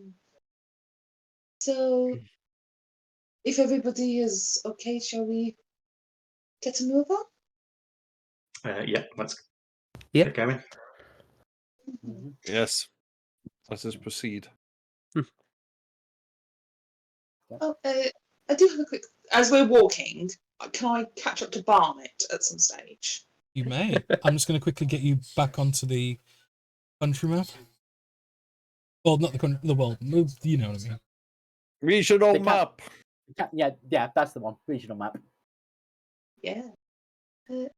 Barnet, Yeah. can I ask you questions, if it is not too much trouble? Yeah. When you were on the dinosaur, Yeah. did you experience anything? I felt something tingly. Is that when I touched it and delivered the shock? And I came back. It might have been. I'm not sure. I wasn't exactly looking at what was going on below me. I was just trying to stay on. When I pulled the other version of it, did you feel anything then? The other version? I don't think so. I only felt it once. Oh, sorry. I mean, when I pulled the alternate time, like discarded time version of it, changed it, did you feel anything then? Sandy, did I? No. You would not have. I did not know. Fascinating. Thank you. You have been most helpful. Also, word to the wise, if you're not capable of handling something that big, you should not be riding it. And I'll kind of clap him on the shoulder. The others. I think we need to put an X-rated on this game today. Not safe for work. Excited. I was. I'd say, no, In it's the this- fact I'm not of- gonna lie. I mean, from the point of view of if you can't handle it, I think he's the one that killed it. I think he was the one in most Yeah, control yeah. of the whole situation. Look, I saw you up there, and I just don't think you could handle the girth of that monster. I'm sorry. It nearly did break him. Yeah. Oh, it did break. It would have been seconds away, I think. Like, there was some very lucky rolls, but it is one of those. Just, I'll give him a smile and carry on with the group and resume travel. You guys begin your travel back, leaving the shale plateau and heading back towards greener pastures. You start making your way southward. An hour or two goes by, an hour or two or more, and you notice that the entire region that you're in, the little area that you're traveling through, has gone murderously silent. There is a stillness in the air that is you can taste it. You can fucking cut the tension that has been created from whatever has happened. And it's thick as you continue your travels southward. Whatever you guys did, you have severely changed the ecosystem here for the next God knows how long. You will continue traveling. Well, You know, I was just going to say they're going to end up with a rabbit problem. We've destabilized the ecosystem. Some sort of prey creature is going to Oh yeah, propagate. Use Yeah, Australian but- toads. The Well, I'd say- apex predator is no longer. Well, yeah, well, no, yeah, there is a predator that's about to step in. It's called the fucking humans. Right, true. hours more go by. Oh, go on. Danny. No, go on, Karen. No, I was just saying, was the guy that we were speaking to, were they all human? I thought we had like a few different races in there, or they are mainly human. Okay, Like 75% human. I thought so. Cool. The same with most places. The world population is like 75% human, 25% everything else. okay, for the pedantics there, the humanoid population. Also, like, yeah, we're a bit of a mismatch, but the rest of the world isn't. We have a very You guys are the freak D&D show, com- which is why Bullshit. you're the ringmaster generals to the circus. You're the freak show. We're not the Ringmaster General. We're not. I It's am not a thing. It's never going to be a thing. You've I do already like dying. I'm not gonna lie. If we can come up with something to do with that, dead. What was it? Down but not dying, or down but not dead. I kind of like that. We can think something along those kind of lines. We'll think of something. We're the boat boys. We are not the boat boys. God no. I'm not in character right now because fuck that. No. I'm not in character. Just- Oh dear. Also, So yeah, I yeah, guess we can do until dusk, and then we'll try and set up camp. yeah. Well, it depends on how far we go from. Like, we were like about an hour or so from our previous camp to get to where we were, and then turn roughly, you're going to probably end up camping in the vicinity of where you camped last night. How long did it take us to get there? It was high I noon. mean, it we was were- nearly half a day. So Yeah. yeah, half a day there, half a day back. Yeah. Yeah. Early morning to about 1-2 o'clock in the afternoon to get there and finish the work. And then obviously you'll probably get to the camping spot at about 8-9 o'clock. It's going to be about the same place. And then we have another day and a half to travel back. Yeah, because it was about 10 to 15 mile you guys travelled northward. And it's about the same back, give or take a little bit. Like maybe you'll probably be 1 or 2 miles out. But you're in the area. I'm not saying you're in the exact same spot, but you're in the same area. Because Yes, in this jungle, you're able to, because it's a pre-planned route, you're able to maximize that 24 miles a day on average. So yeah, it'll take us it'll take us a bit to get back to the original campsite, and then it'll take us a day to get back to town because we had the It's 2 days in total each way. So 4 days in total, sorry, 2 days each way. So we will arrive there, not basically day and a half after setting off, so we've got a full day of travel and half a day of travel. I thought to we get only back. had one. I thought it was just 1 day of travel to get to where we were because we had the guide. No, it's 2 days of travel because it's 4 days in total. Because I wrote it down because I'm a bit nervy about times. The map made it so you had a safe path to follow, severely reducing the risk of encounters. Okay. It didn't affect time, it affected things you may encounter on the way. I think they said that it would have taken us longer if we weren't following a specific route because they've cut They'd pre-cut bush stuff, yeah. to the side. Yeah. That's about remember what I remember saying, yeah. But eventually you will get to the camping area and where you wish to set up. The campfire will be lit. And you guys will start to prepare yourselves for the evening. Food will be eaten. I'm assuming you're going to be on a small diet of steak for the evening. Yeah, if we can retcon it a little bit, Josiah would have tried to get Well, I remember Navarro was mentioning about wrapping up a load of meat in blankets. Is why I know that was said in character, so I'm assuming it was done. Yeah. Well, we already cut off the arms and the tail. She was aiming for the trophies. She's like, Yeah. But if we could retcon, Josiah would have got some Flintstone ribs from the T-Rex. I'll allow it. I'll allow it. To be fair, I did open it up for you. I didn't realise I was going as deep as its stomach, so I think its ribcage was completely exposed Yeah. by the time I threw it to it. Yeah, barbecue ribs, doesn't it? Mm-hmm. So, am I able? Yeah. When we do set up camp, am I able to spend a bit of time looking at this stuff and studying it? Yeah, you may inspect your staff if you want.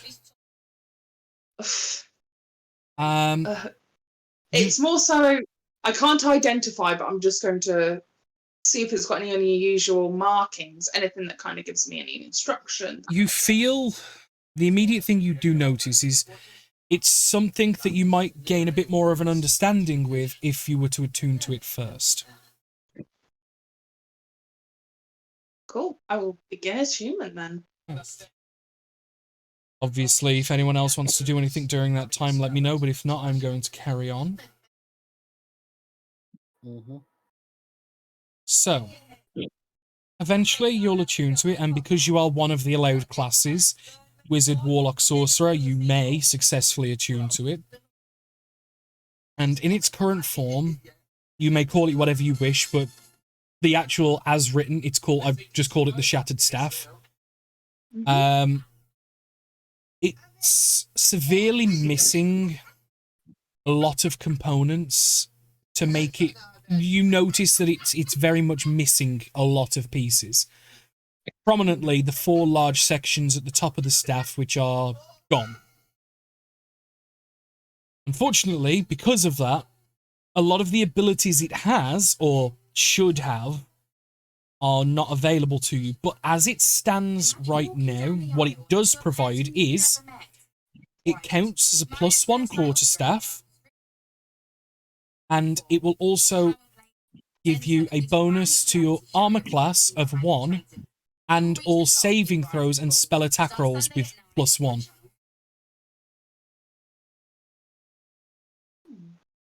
But despite that already being quite a considerably powerful item, you feel that is just the tip of the proverbial iceberg with this thing. Is it the tip of the... Sorry. Yeah. No, like realistically, as it stands, you feel like this could be some ancient legendary item that is yet to be discovered by the known world. Or maybe has been and was just forgotten to time, because you've never seen anything like this, given the vast knowledge that you would have. This thing has some serious potential, and if you can find those 4 missing pieces, that could be tasty. It's already tasty. So yeah, as it is, it's a +1 quarterstaff. It gives you a +1 to your AC, spell saves, and spell attack rolls. Nice. Oh, it's attack rolls as well for spells. Spell attack rolls, saving throws, and armor class all get a +1. Holy shit, okay. You've got a broken staff of the Archmagi there. Yeah. It's actually sorry, Michael. it's a Really bad, guys. it's a PDF that I've got that it's from a creator that I used to follow. That did a couple of. She did the Ivanka artwork and the Arthena artwork of mine. Yeah. It's that person. +1 to all saving throws, attack, spell attack, and AC. Yeah. Our character, Michael, I know you can also use this. Are you happy with me having it? I don't want to take it away from you. No, And perfectly fine. essentially, it does have a shit ton of other things, but it does require you to get the missing pieces. And as you acquire them, more will unlock, and it will essentially level up with you. I do have a quick question. So, with my pocket watch being my spellcasting focus, do I also have to replace the staff with it to use its features? Or can I believe it? it's just while you're attuned to it. Cool. I just wanted to double check because it would be like. Oh, hang on. It does say while holding it. So you don't have to. So as long as you can just have it in hand. So like your one hand has the quarterstaff, your one hand has the watch. So your hands are now full. You can't put anything else in them. But well, my pocket watch technically floats as I cast out of my hand, so I wouldn't be able to grab stuff with it, but it's my casting hand. Does that's that make fine. sense? Yeah. But your hands are now taken. Yes. But yeah, that image, like I said, that image I put, and I'll just put it. I'll put it smaller. Actually, no. What I'll do is I'm going to post it in the group chat, just so you've got a picture of it. And I have a picture of it when it's fully fixed as well. But obviously, I'm not going to share that now because it'll kind of looking at the staff fixed. You actually kind of understand what it'll probably end up doing. So I'm not going to spoil it. I mean, the rest of the party will see, like she's like nothing you've seen before, but from Nivara. Instead of that quick kind of look, it is this subtle intensity as she is looking over this thing. And every time she realizes something, this kind of like her eyebrow will raise slightly and just kind of have this almost.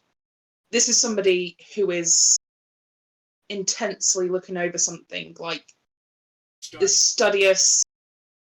She's not coy and she's not smiling and trying to show that she's being somebody that she's not. This is Nivara at her heart. Looking at an artifact and going, oh shit, this is really cool, in her way, if that makes sense. But she will attune and spend some time with it to get used to it. Yay. Does anyone else wish to do anything during this night? No. Any watches as needed? Oh yeah. Apart from those, is more to the like. Is there like how she was attuning and stuff? Is there anything else anything wants to do, or do we go straight into watch? Josiah sort of sat cross-legged, like holding his sort of the pendant necklace thing and looking thoughtful. That's about it. Aye. The night will fully descend upon you all. And it is time that people keep their eyes to the surrounding areas. Who is designation watch 1? I can do a watch. I'll do one. I'll team up with someone because I can't see at night. I can help if someone needs it. Let's be watching all night. I'll work third watch if someone wants to join that. Right, so I'll do first watch. Ben, you said you'll do second. Oh, was it? Sorry, not Ben. Matt, you'll do second. Yeah. In case third, and then we each need someone, or we don't need. Would someone like to double up with each of us? Spend some time. I'll double with Kayla. Okay. Dax, do you want to double up with me? Seeing as we're besties. Indeed. I mean, I get Barney. Yep. Or Vlad, it's up to you. Whoever. Or we can put them on the watch, and you and I, Wade, can have a watch. I said that out of character because it was out of my voice. I was being silly. So, Like, who's doing the first watch? myself and Vax. Can I get percepciones? You want to do separate? Can do you? Yeah, cool. Let's go.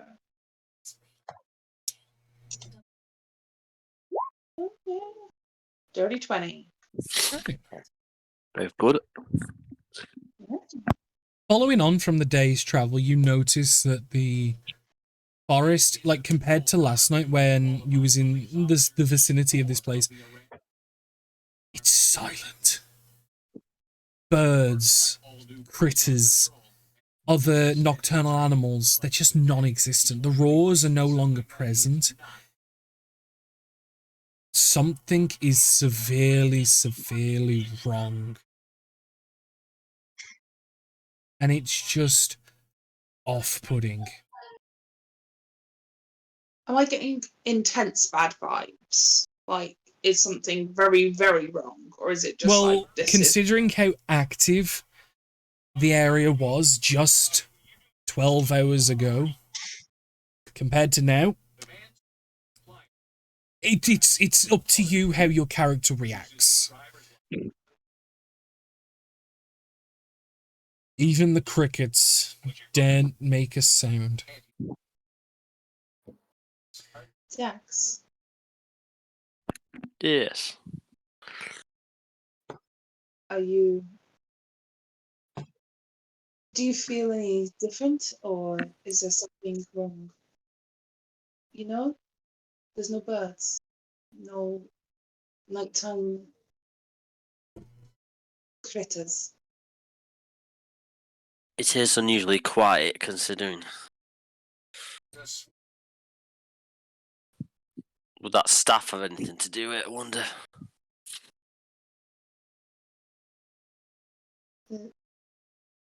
It is. I don't think. I do not think they are connected in the way that you are thinking. This was in the stomach of the beast. I think it just killed whoever was holding it. You know? I worry that we have altered this area.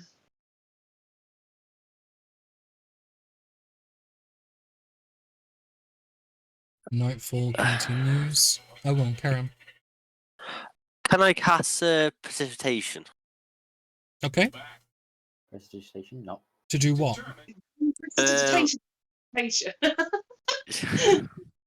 I was like, I was going to create like a illusion of like cricket noise to see if we get any like vibes.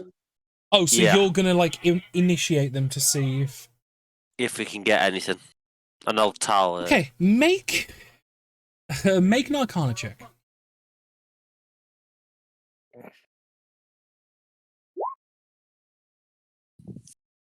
You send out this wave of cricket noises, and you just kind of like direction them in different ways, just to try and see if you can get any like response. And you do get some. You do get a couple that respond back, and then a couple that reverb off that, but it's not many.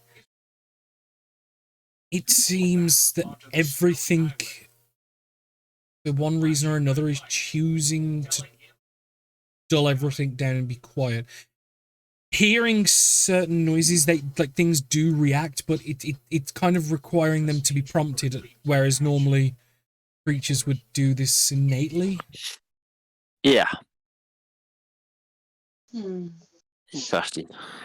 Seems we are getting a response, but not a very big one.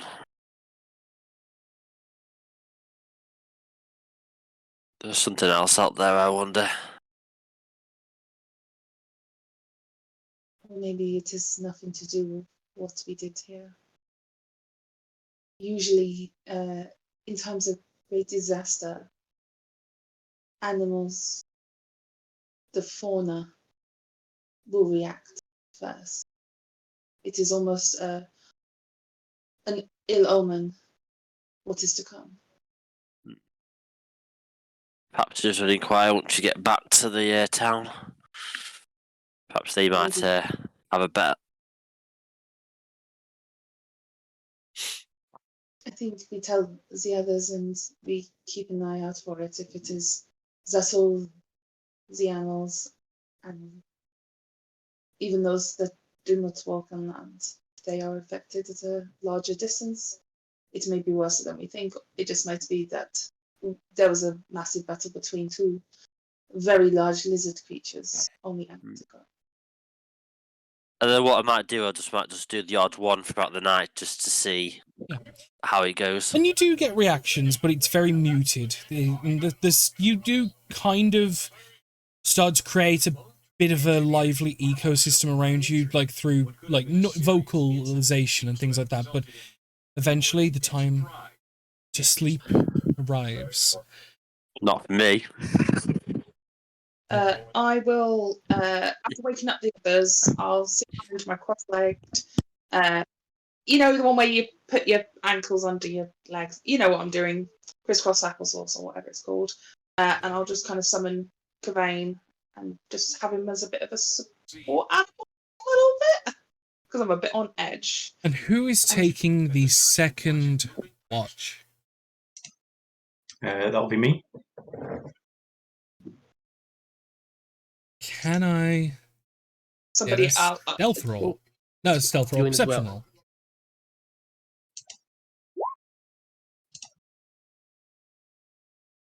roll. Okay. Great. The night is quiet. Again, the similar actions, and with the extra people awake, because obviously Naivara and Dax both have chosen to stay awake in various different states and maintain what they're doing. The rest of the night goes uneventful until the third watch must begin.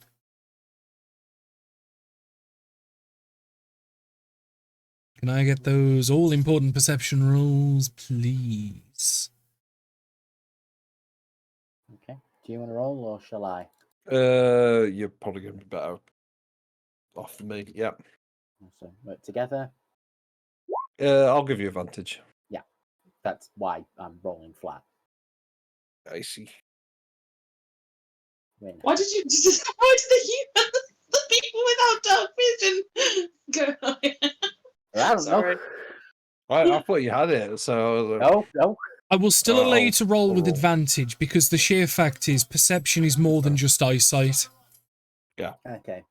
Hearing is also a big factor. Smell is also a big factor.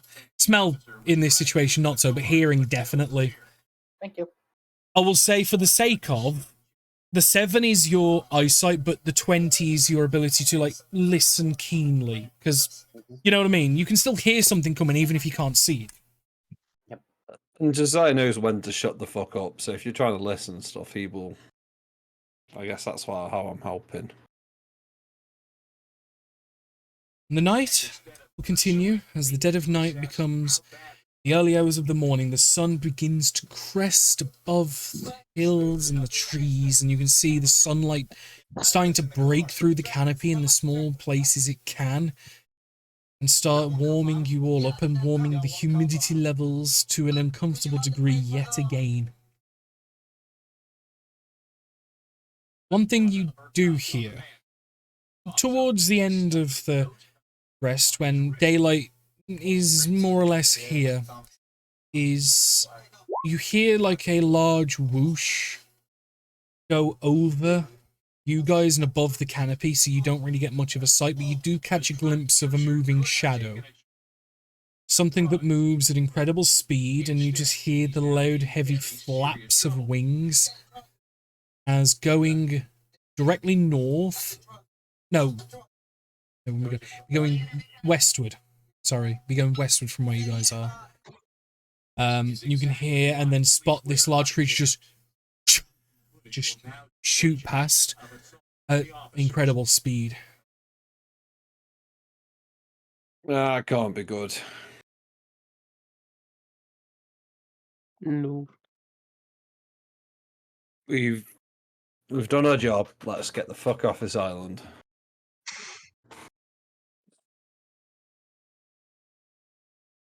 Yep, probably for the best. So you will eventually wake the party up, who have A tentative breakfast, but an important one nevertheless. You will all gain the benefits of a short rest again for those that can. Hit dice and other such things may be used.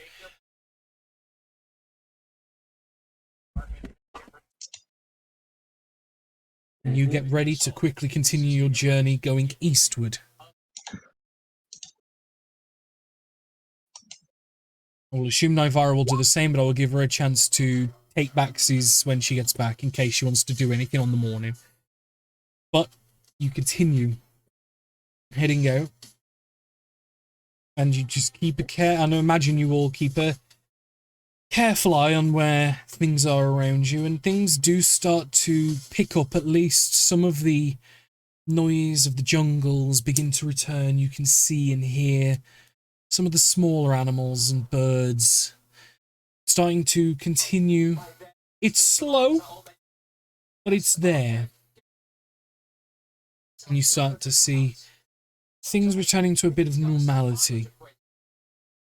As you guys continue on eastward, the sun will eventually crest to dead above you all. And eventually will start its descension into nightfall once more, as this should be the final rest between you and the mining outpost. You all will eventually take some forms of rest. Watches will be had. And is there anything people wish to do during this time?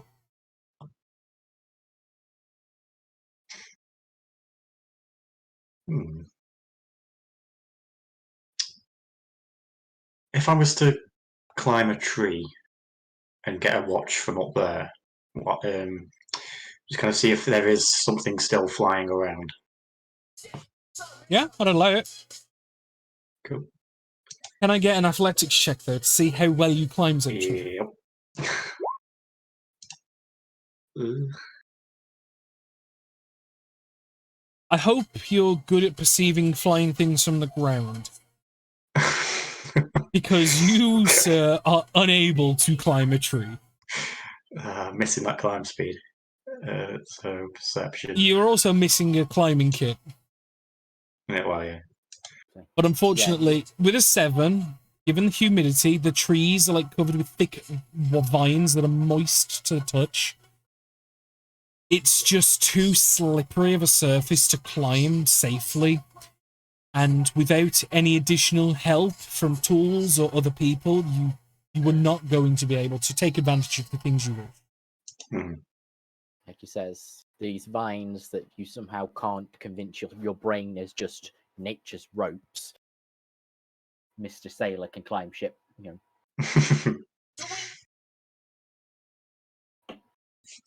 Yeah, they're probably not strong enough anyway. Like, you try and put your weight on one, it'll just break. So yeah, I'll just do the perception from the floor then. Can I get that perception then? Oh, God damn it. Oh! 8. You are in a bubble of pure safety.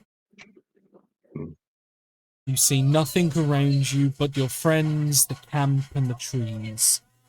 And that weird plant that seems to be looking at you with googly eyes, but it's not really.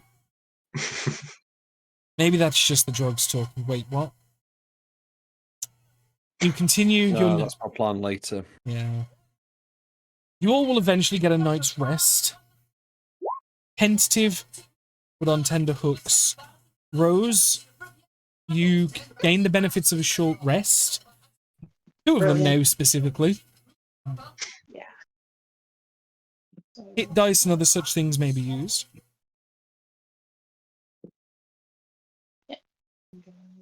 The day will break once more. And again, obviously, I will keep saying it. Just stop me if there's anything people wish to do during this time. They'll break once more, and you'll continue eastward, and then east by southeast, heading back towards the shock mines. After many hours of arduous travel, intense combat, and travel again, you have successfully made your way back under the mining company walls. And you guys approach the front gates. What do you do? Yeah, do they not see us coming? They do. Okay. Wave. Yeah. And one of the guards will look over and go, I assume you're here returning from the quartermaster's work, yes? That we are. We Right. got what he wanted. We were told to expect you back any day now. Philip, Isla, open the gates, please. I'm going to inform the quartermaster that his new workers are here. Again. Nods are exchanged. The gates open eventually as people disappear off the wall to greet you guys. Two guards will step out through the gates and will kind of just give a gesture for you guys to follow. You are eventually led through the mines once more, seeing the similar sights of large pieces of shock jade being cut and worked into various different sizes, boxed and crated. You can see the mines being worked at with picks and heavy tools of other kinds as you're led to the office where the maps were, where you spoke with the quartermaster the first time, where you can see him. He's currently sat at a desk. You see him like writing on a bit of paper, moves it, grabs a new one, signs a bit of paper, moves it, grabs it. And he'll eventually notice you will come in and go, ah, well, welcome back. I suppose everything went amicably. I'll dump the various body parts of dinosaurs on the table. Mm-hmm. Yes. Right, well, and he'll kind of just gingerly move one of the bits of paper as the blood's trickling slightly towards it, moves away. It would seem that you have done your job. How many of them were there in the end? 2, and they both had to put up. They both put up a fight, and we killed them both. So, Give me 1 second. do I have to do a deception check? No. Nivara, make a perception check. Okay.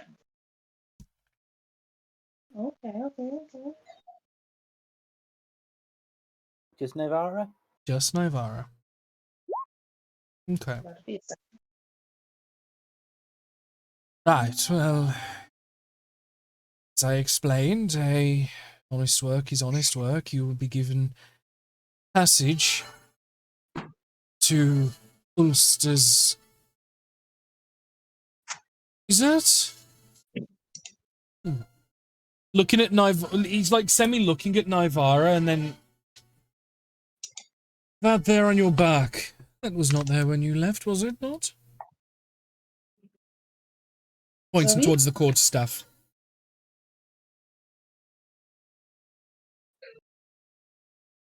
And this? Yes.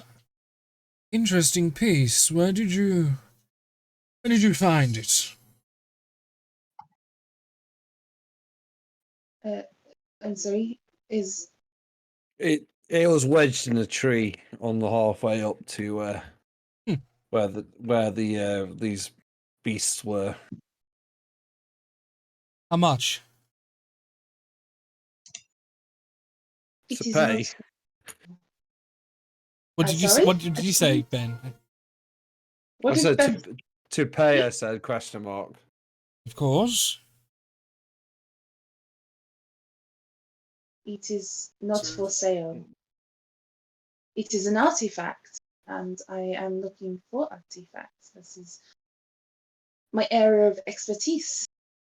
I assume you are a similar fellow, seeing as you are the quartermaster for this mining. I'm This is aware of just- such things in the region, and it's something of a recognition to myself. Allow me to make a proposition. I can offer one of two things, if you are willing to part with it. The ship that you are to be voyaging on can be yours to own for it. Or, if you're not interested in a vessel, I can give you the monetary equivalent of 120,000.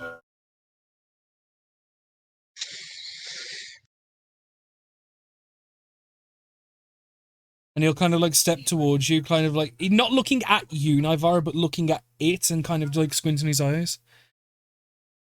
Can I kind of get- step into his field of vision so that he's not looking at it. And we'll Can I say, get some insight into kind of what looks like is going on in his head? Is this like, does he know and recognize this item? You can roll an insight check if you wish.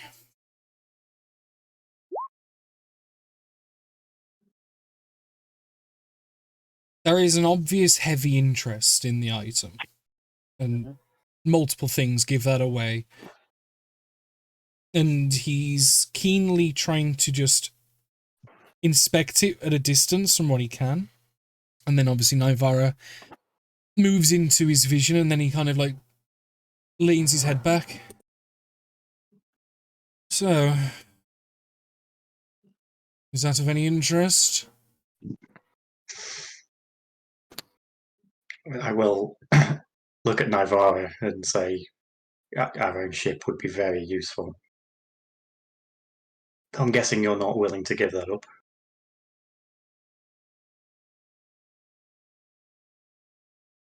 I mean, if when people offer to buy something, it's usually lower than the worth it is. Might be worth hanging on to it. I don't know. also, this, I believe to be priceless, beyond. Nonsense, dear. Everything has a price in this world.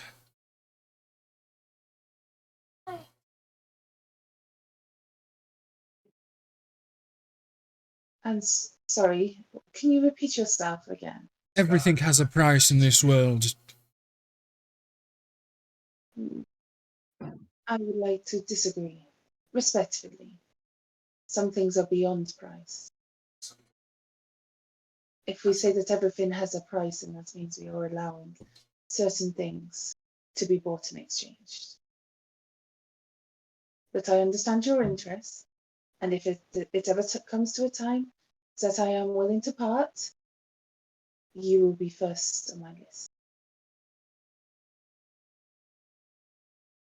Unless all of you want for me to exchange it. It's your stick. Do what you want with it. I know, but you are currently without a boat. I mean, my own boat, even though I am not that fond of the sea, I can understand why having one under my control would be quite useful.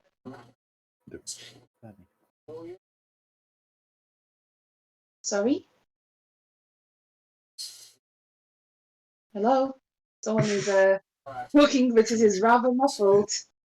I didn't hear a word. TV noise. I Like heard a background TV in the noise. background. Yeah. So I think you were arguing with someone's TV. Would you give us a moment if that is not too much trouble? Step back Fine. inside. You step outside and discuss. And as you guys all step outside, he will go to a shelf and like grab its stuff and just start continuing work from what you can see as you all leave.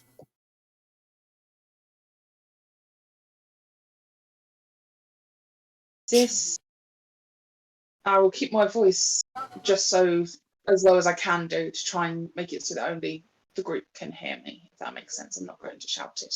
Rose, you should look at chat. You're getting tips from Sparrow. But carry on.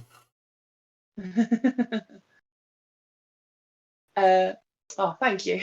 Um, uh, this artifact is worth a lot more than what he is offering us. I do understand this temptation to have a boat is quite extreme, or to even have the monetary value of that much money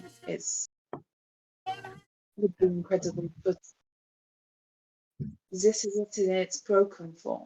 I believe that if we were to find the other parts, we could. I do not know what power it could. I will side with the group. If you That think it's argument in the background, please. Go. Yeah, apologies. It's loud. It's fine. if you think this staff is as powerful and as valuable, then keep it. In the mere moments I have spent with it, I have been able to tell that it has massively increased the protection around myself. And this is it in its barest form. I would like If it to is point. not with me, then it should be with Kayla. She could also massively benefit from its powers. Well, that would be nice to know. But the main thing is us either gaining them. Well, if we were to gain a ship, we'd still need a crew because there's no way all of us currently have the potential to maneuver a ship such as that. We'd need some, yeah.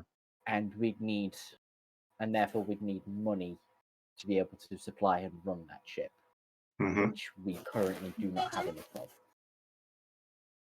And if we Yes, did sir. have the money to buy a ship, then we're in quite a lot of danger. I would say currently our best option is to keep that. We can make do with securing passage for now. I mean, you have all been very good at completing that so far. If you are sure, like I say, I do not want to go against the wishes of the group. I just know this is something more, and maybe at some time when we have all finished, I will hand it into your care, or you can take it, when we have secured everything we need to do. Or maybe it can be in the museums. I Everybody believe. else? I'm surprised the word museum hadn't come up sooner. Well, I believe the rule is finders keepers.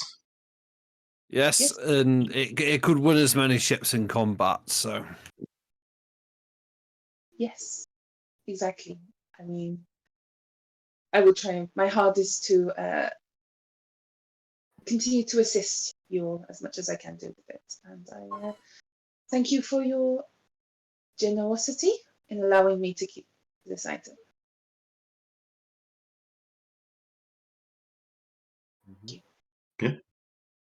Decision We'll go- made. Yeah, we'll head back in. Okay. Whilst And you'll see him with an open book.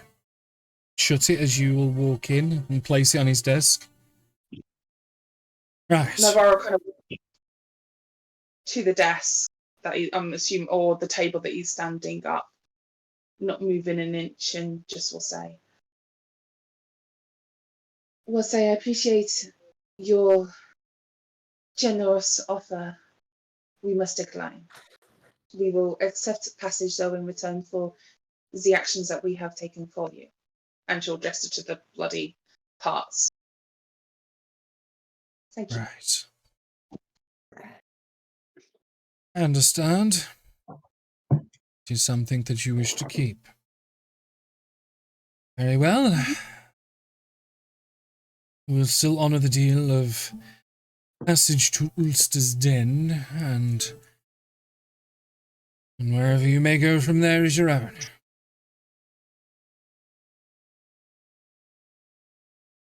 We'll have you leave tonight. all right. Perfect. Excellent.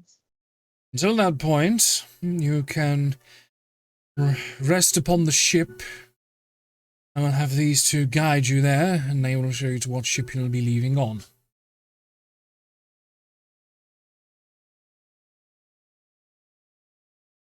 Is there anything else you need? No, just a thank you. And if we're in these parts, we'll might drop by again. I suspect you might need us in the future. Right. Also, you'll find on the ship, I'll have brought to you some extra payment as good work for the expediency despite the mess. Looking at the parts. Would we also be able to maybe secure rations and stuff like that for the trip? You may be I'm able sure to the ship will purchase. feed us. The ship will have food for the travel. If you so need rations for other periods, you may buy them, but you may not be given. Understood. I just wanted to make sure that we wouldn't die of thirst on the seas. It is apparently something that happens to sailors quite a bit, I've heard. Or their teatot starts falling out. Lemons. You just need lemons, you'll be alright. No, oranges. Fuck lemons. Oh, I wish that sound alerts were on right.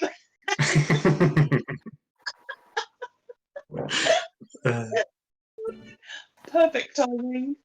But you are escorted out again from the same two people from the front gate to the dockyard, where you'll be led onto one of the company ships.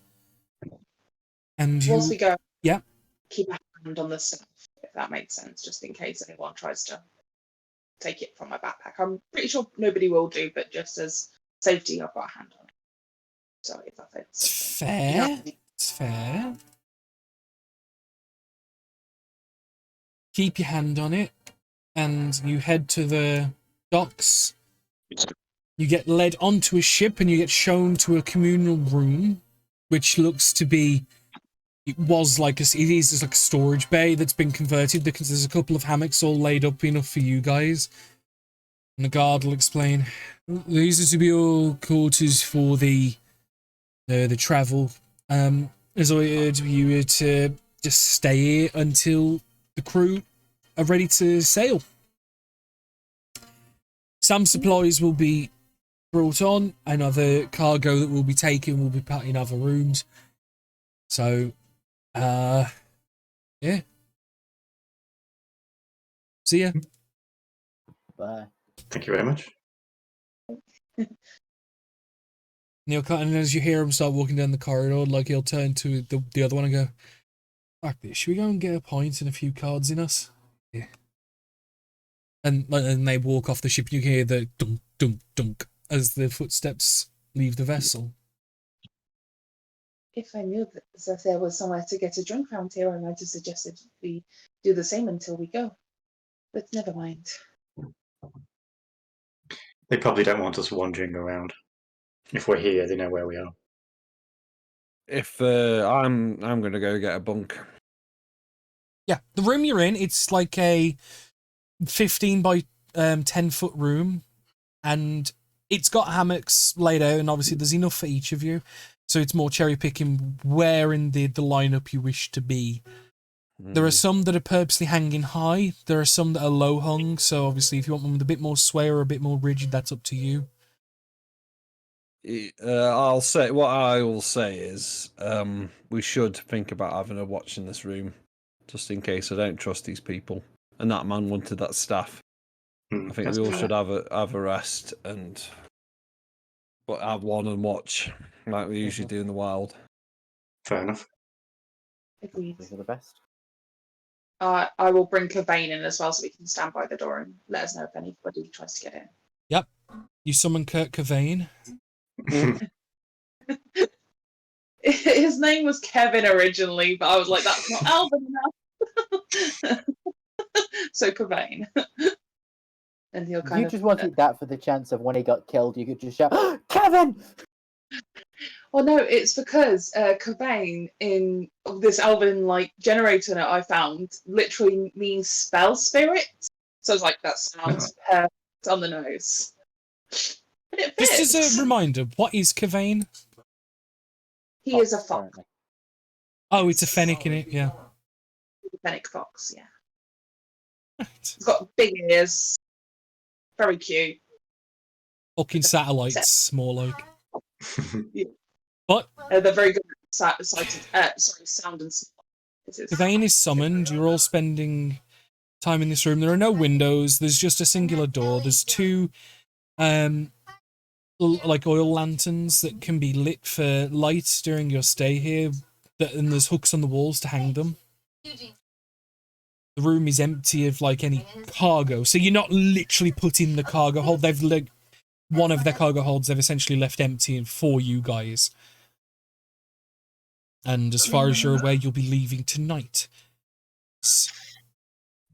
Time goes by, and you wait. It does get hot. It does get humid.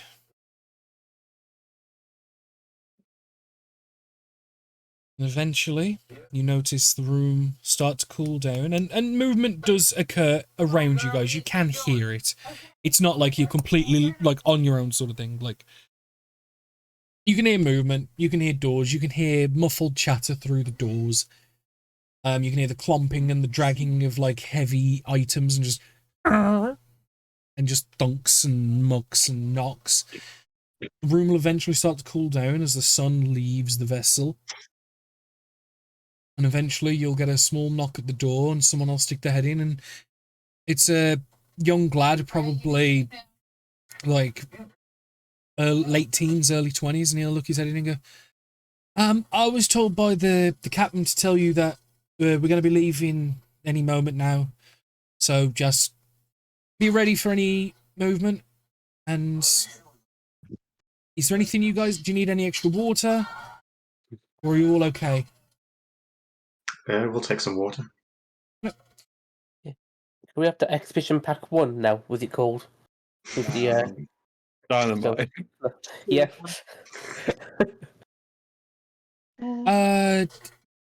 No? Oh, okay. I'll get you water. Quick question. Yeah? Barnet more fluffed up at this point. Oh, he would have defluffed. Yeah. Don't. I've just seen it in the chat Night saying about poison. Don't threaten that to us. It's bad. A few moments later, a small knock will come, and it's I forget the proper name, but the mini kegs, where it's like put across and it's like 2 foot tall, like the mini ones, but it's missing the lid essentially, and it's full to the brim with water, and there's a ladle inside, and you can see some cups with like metal cups with hooks on. They're like attached around the edge, and there's 4 cups, 1 ladle. There you go. We've got a few more, so obviously just let us know. We've got a few set aside for you guys and us. Thank you. We only got the 4 cups though, because the others are for like the crew and stuff. Sure we can work around that. Yeah. When food gets cooked, I'll be the one bringing it to you. All right. Give him a casual salute. Not a proper one, but like a playful. He'll kind of like straighten up himself and give you like a proper one back. Like he's a green. Desire will salute, but with only his middle finger as the only finger extended. Let's see if he clocks. He'll do that quickly. Let's see if he clocks. Can I just have a quick look at the water? Yeah. Just seeing if it's water. Any strange vibration or fizzing or anything. Does it look like water? Make a perception check. Oh my god! I can't believe chat has made Rose go paranoid. Paranoia. The Rose is already paranoid. This is just like. To be fair, chat had got nothing. I fully expected that the poison check was going to be needed. We were going to have one person drink and everyone else was just going to watch and wait. I'm looking if it's weird, Danny, if that makes sense. Like, is it fizzing or anything? Like, yeah. Can I see what you're trying to do? Are you like? I'm not being like hiding it, but just kind of looking at the water. Kind of smells a little bit in the cup. He'll be like, "I've got this," and he'll go over to Barney. He'll be like, "It's customary if you take the first drink." Oh, I'm okay. Somebody else can do it. There we insist as a guest. Yeah. No, it might be dangerous. I think you could take the Gotcha. first sip, maybe. I pick up a cup and just chug some. Sure, fine. I'm about to say, Liam's all about the fake bullshit Right. until it's going to steal him. Wade. Fuck him over. Wade, Yeah. can you make a Constitution saving? Yeah.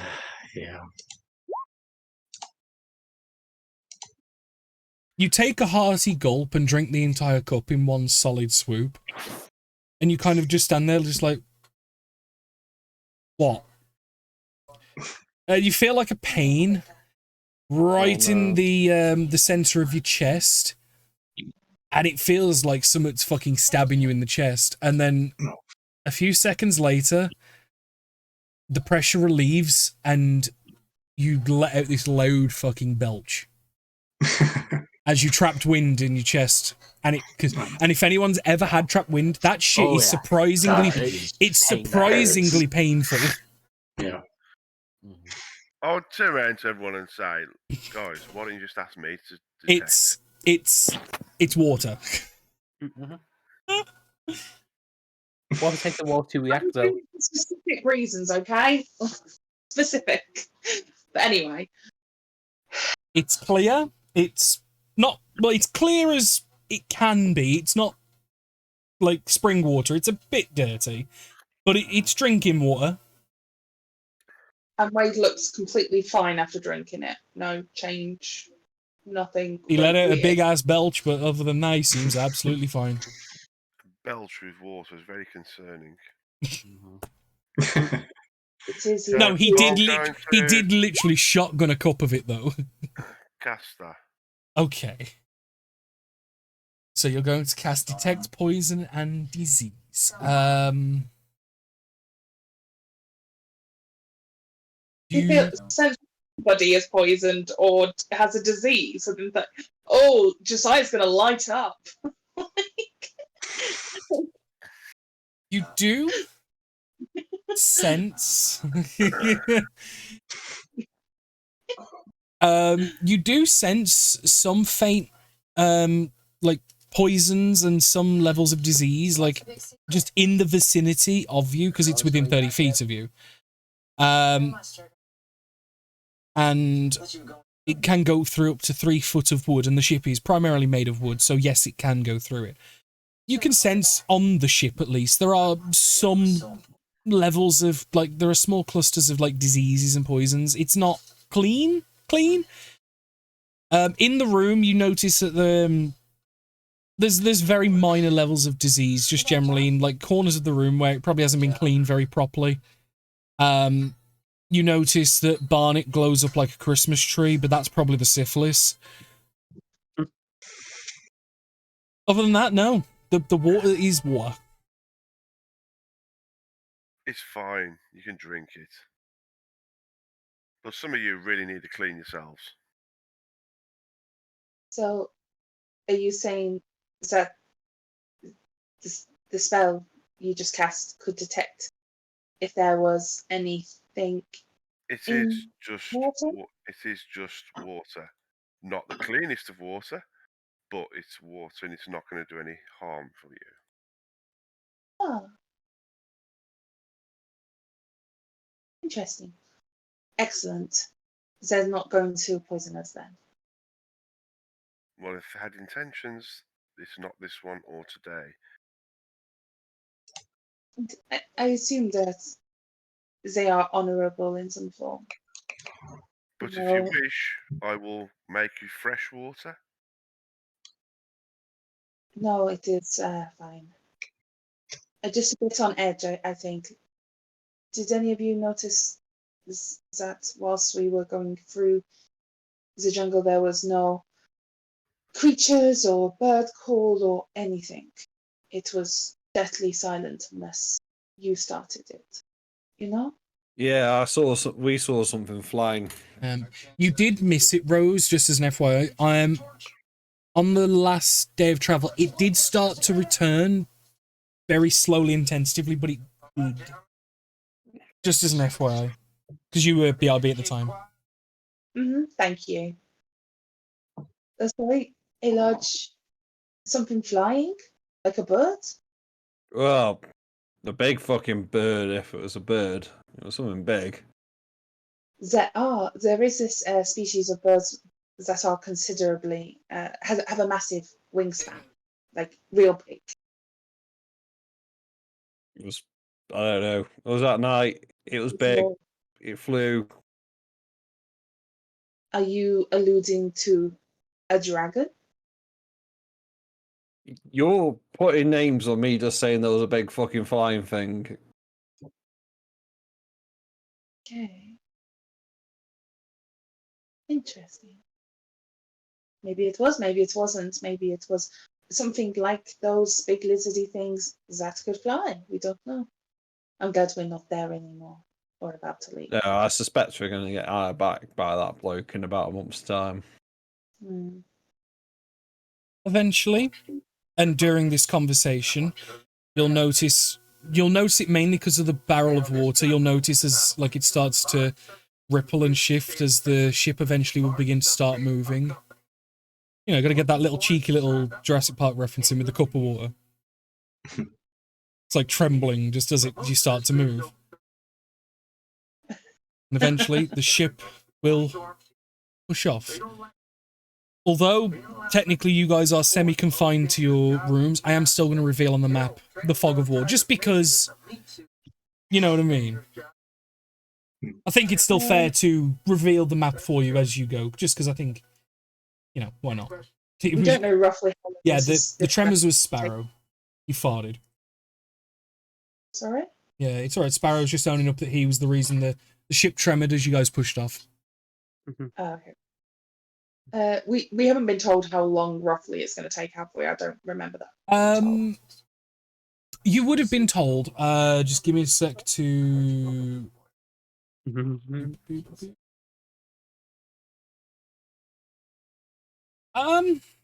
Probably about 3.5 to 4 days.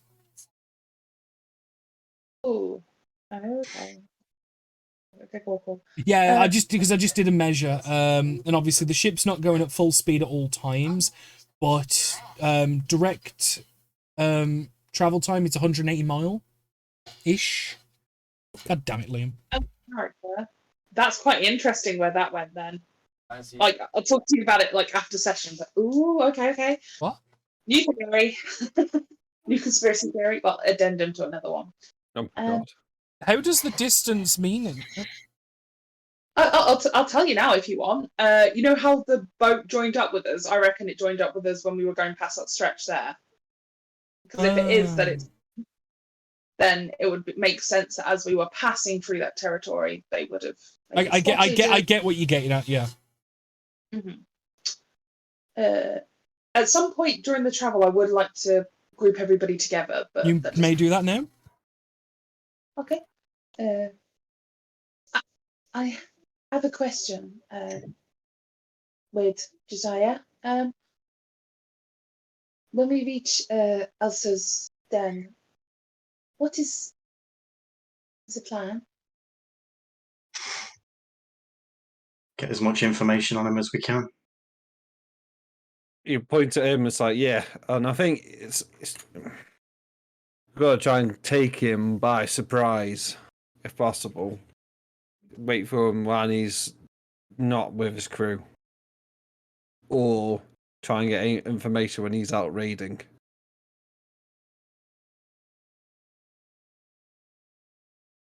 Or leave a skeleton crew behind to guard what they've got there, and we can maybe sneak in then and overpower them and find something out. So we are attempting to take his hideout?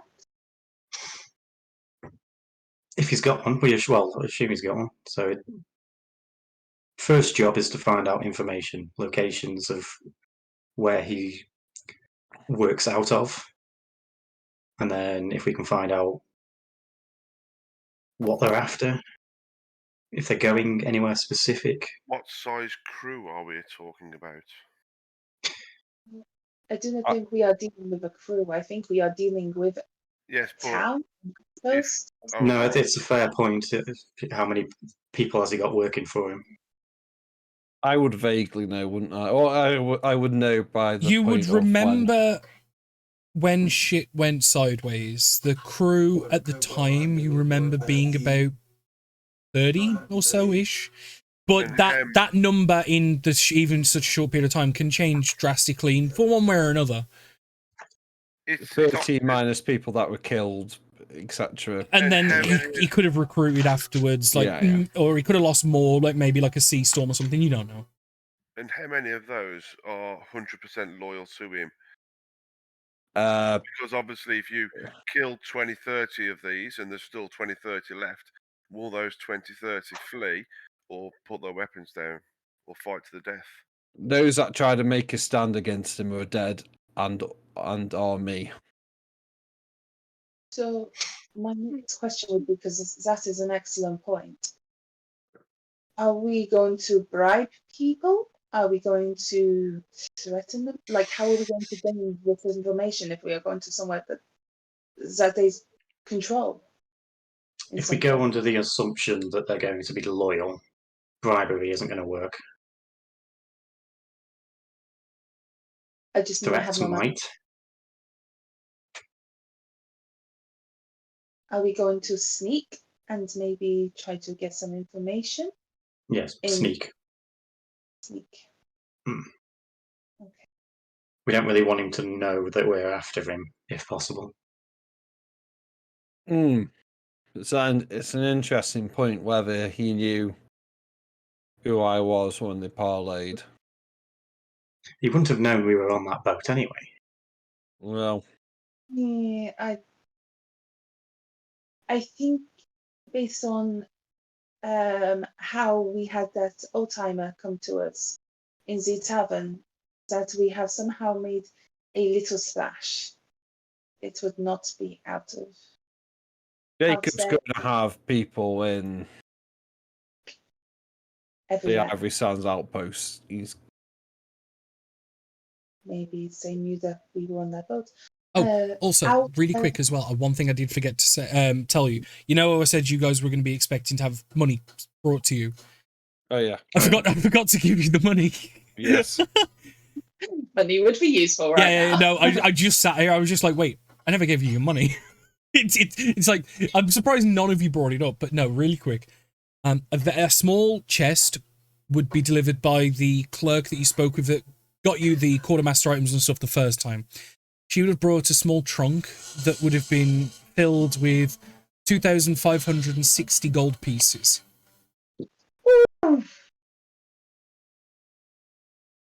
That is obviously to be divided however you wish. I apologize for interrupting you guys, like, talking. I just realized that might actually affect maybe future plans because you've got money now. I forgot to give it you, but it's 2,560 specifically. All in gold. No silvers, no copper. We just chuck it in the party fund for now. I'm happy with that. Yeah, put that after. Do you want me to make a party fund thing for you guys to access, like we've done in other campaigns? Yeah. I'm gonna make a handout and then I'll make it editable and viewable by everybody. On Party Funds, is it a case that if we want to buy items that other than sleeping places, food, small things, that we have to talk to the party about it? Yeah. I wanted money for wizard shit, I would have to talk to you all. I'm assuming that was across the group. Cool. Taylor, I have a quick question. Yes. This is not meant to be offensive or any criticism. Outwithsfurby was your friend. Everyone should be able to see it and edit it now. Sorry, what? Your friend, The one that you got the passage on the boat for. This is by your company, no? Sorry, I'm trying to understand what you're saying, Rose. Basically, Nivara is asking how trustworthy is the people that you spoke to back in the Ivory Sands, the ones that knew we were on that boat. As far as I know, they might be trustworthy. I mean, we ended up. The deal I brokered was, well, more to do with the captain of that vessel than our company. So he wasn't a member of our group, and the only person I spoke to that was a member of the trading company was taking infantry and making sure they weren't, they weren't trying to sail off without paying. Oh, I'm sorry, I'm getting into the accent now, and I'm getting told to be less French. Jesus, I can't. It was all right. It was just Michael going. I can't. What? It was you were trying to be circumspect and French. It was just too much. Okay. Okay, that would make sense, and I didn't want to potentially leave something, but it would make more sense. And this captain maybe threw us to the wolves, as it were. More than likely. Mm-hmm. So, can anyone help with being sneaky? I do not have those abilities, I'm afraid. I'm presuming you've be turned back to sneaky. the rest. I'm presuming you turned back to the rest of the room and weren't having that conversation with me. No, I assume that we are all in a room. I'm not hiding any of this. At the end of the day, No, it sounded like you wanted a private conversation for a moment and then just was back to talking to the room, and it was like, huh? No. Croissant. Anybody? Yeah. Sorry. As soon as I saw it in chat, it just popped into my head. Croissant. Someone knows what the hell's going on. Croissant. I really want to finish that croissant.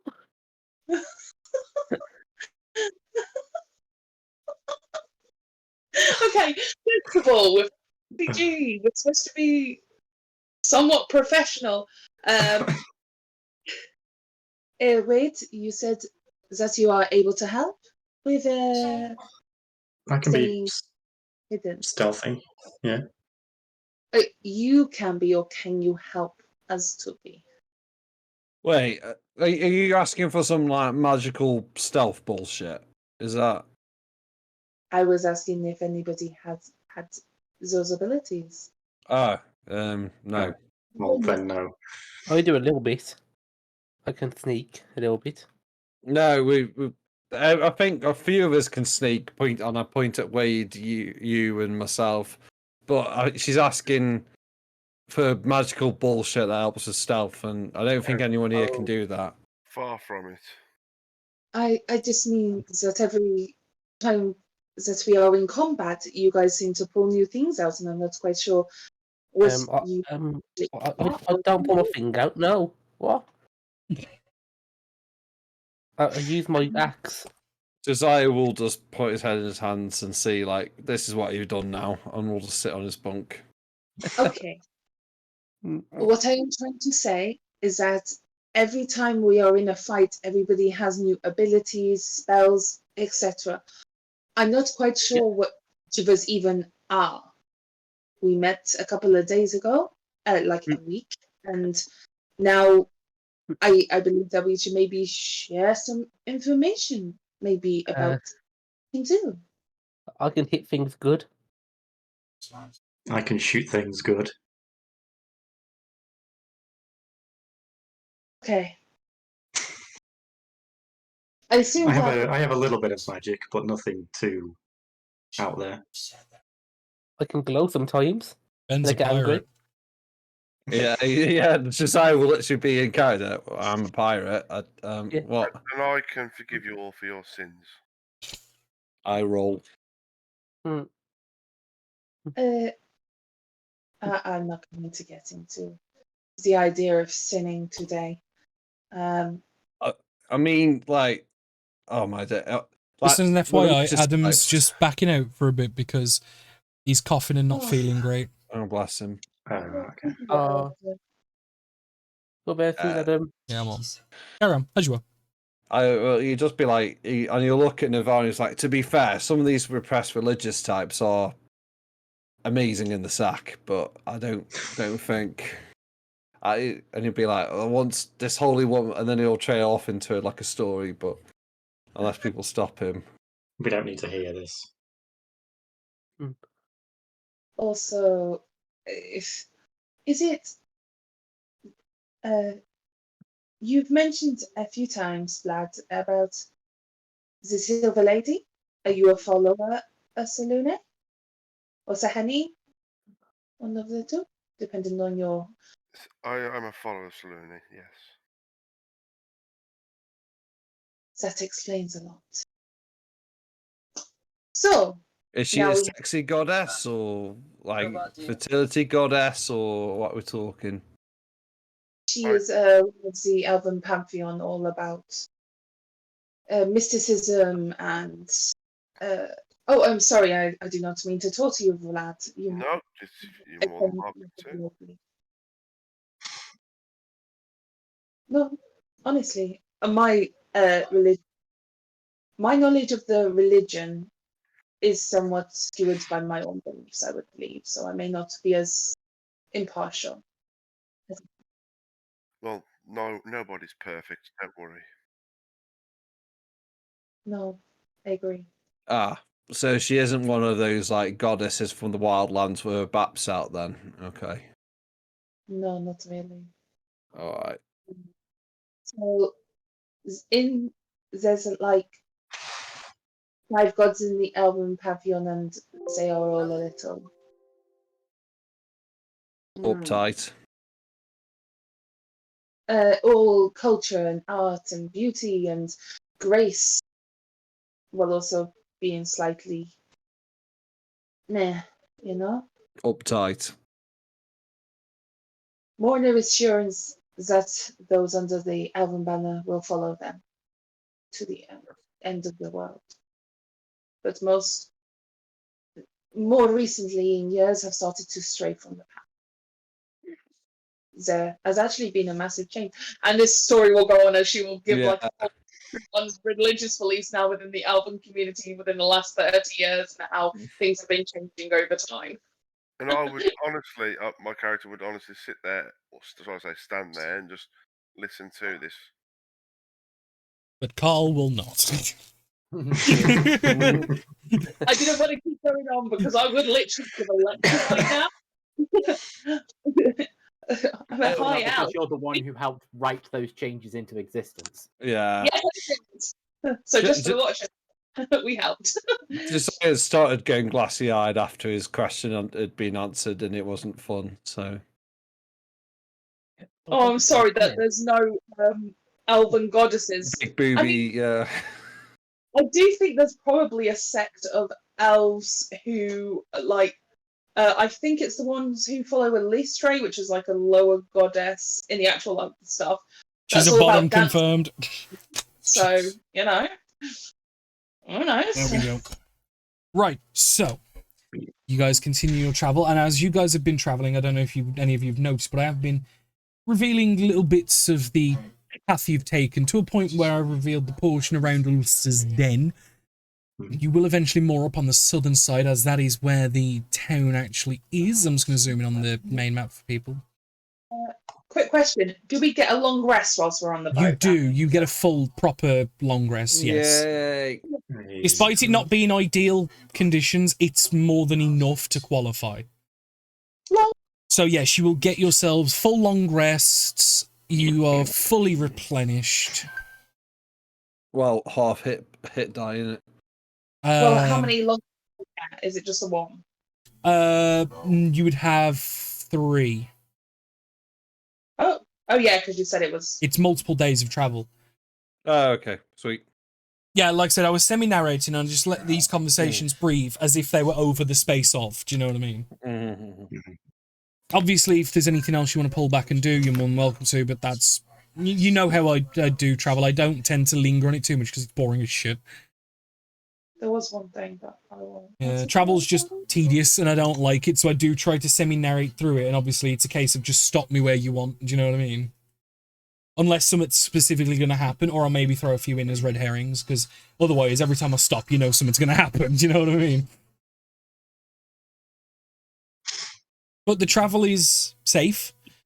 The ship doesn't encounter any major issues. Maybe there's like a stray shark that comes nearby and they fire like a harpoon at it to scare it off and do so successfully, like one attached to a rope. Obviously, you get informed every day by the young sailor. Tells you, like, if you ask, and answers basic questions and stuff. He doesn't know terribly too much. He brings you water, he brings you food. Food is, it's hardtack with some dried meat and maybe a piece of fresh fruit. It's borderline rations, but it's food. Doesn't matter. I'd like to ask the boy one day. Yeah? Can we go up to the main deck just during the night? Because I want to see the stars.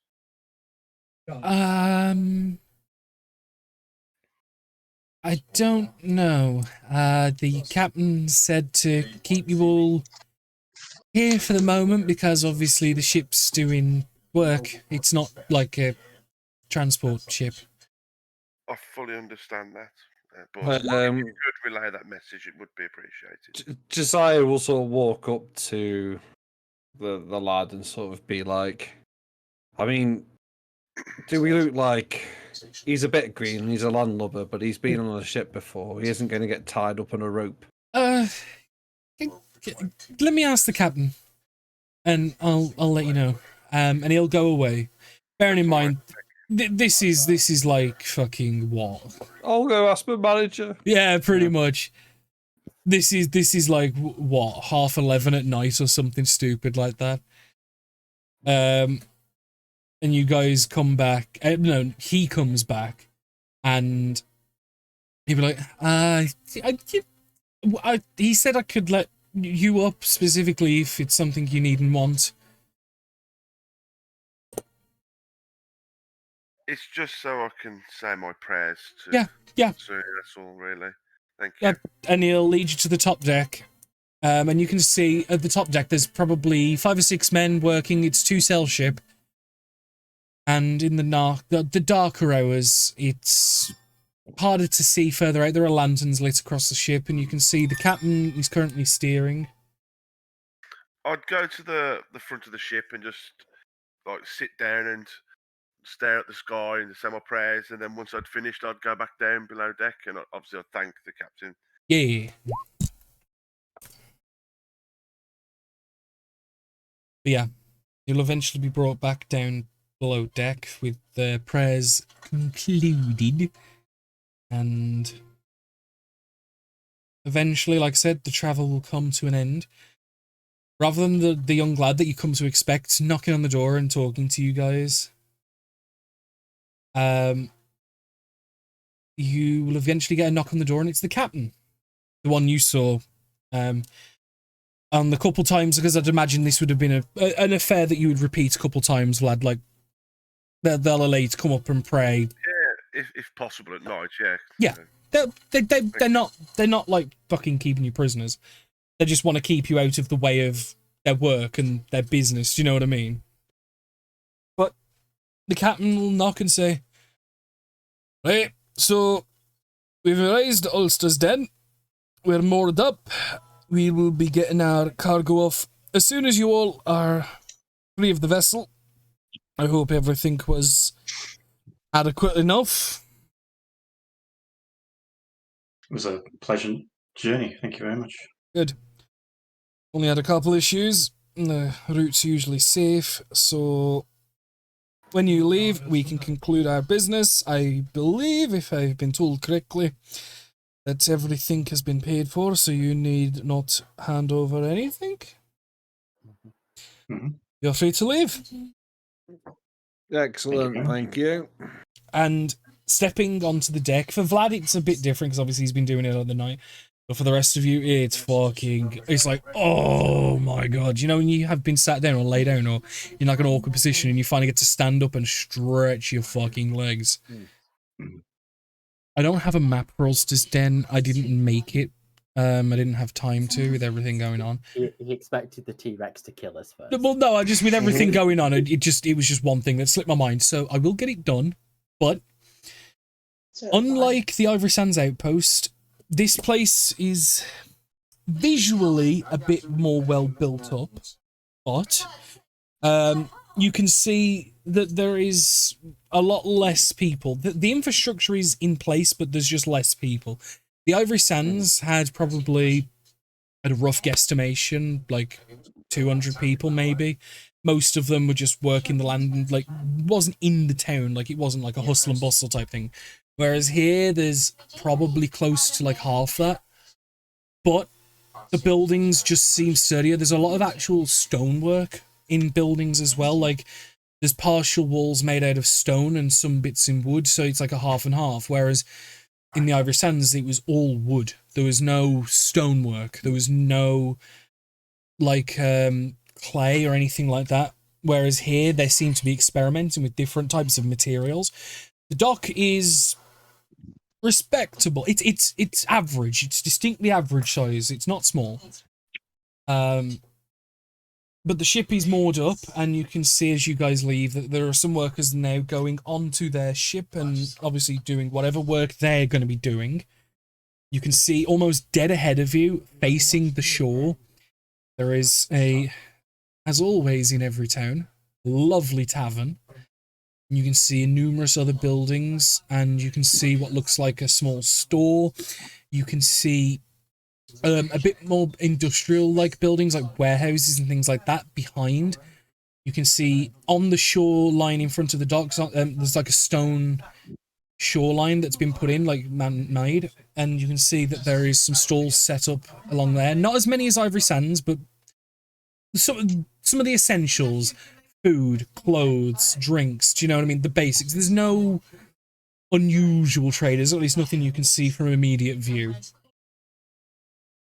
Stepping off the gangway and onto the actual hard ground proper, probably a relief for certain people, some probably a sadness, probably getting off the waters. But what do you guys do? Well, there is somewhere that we should probably start. No?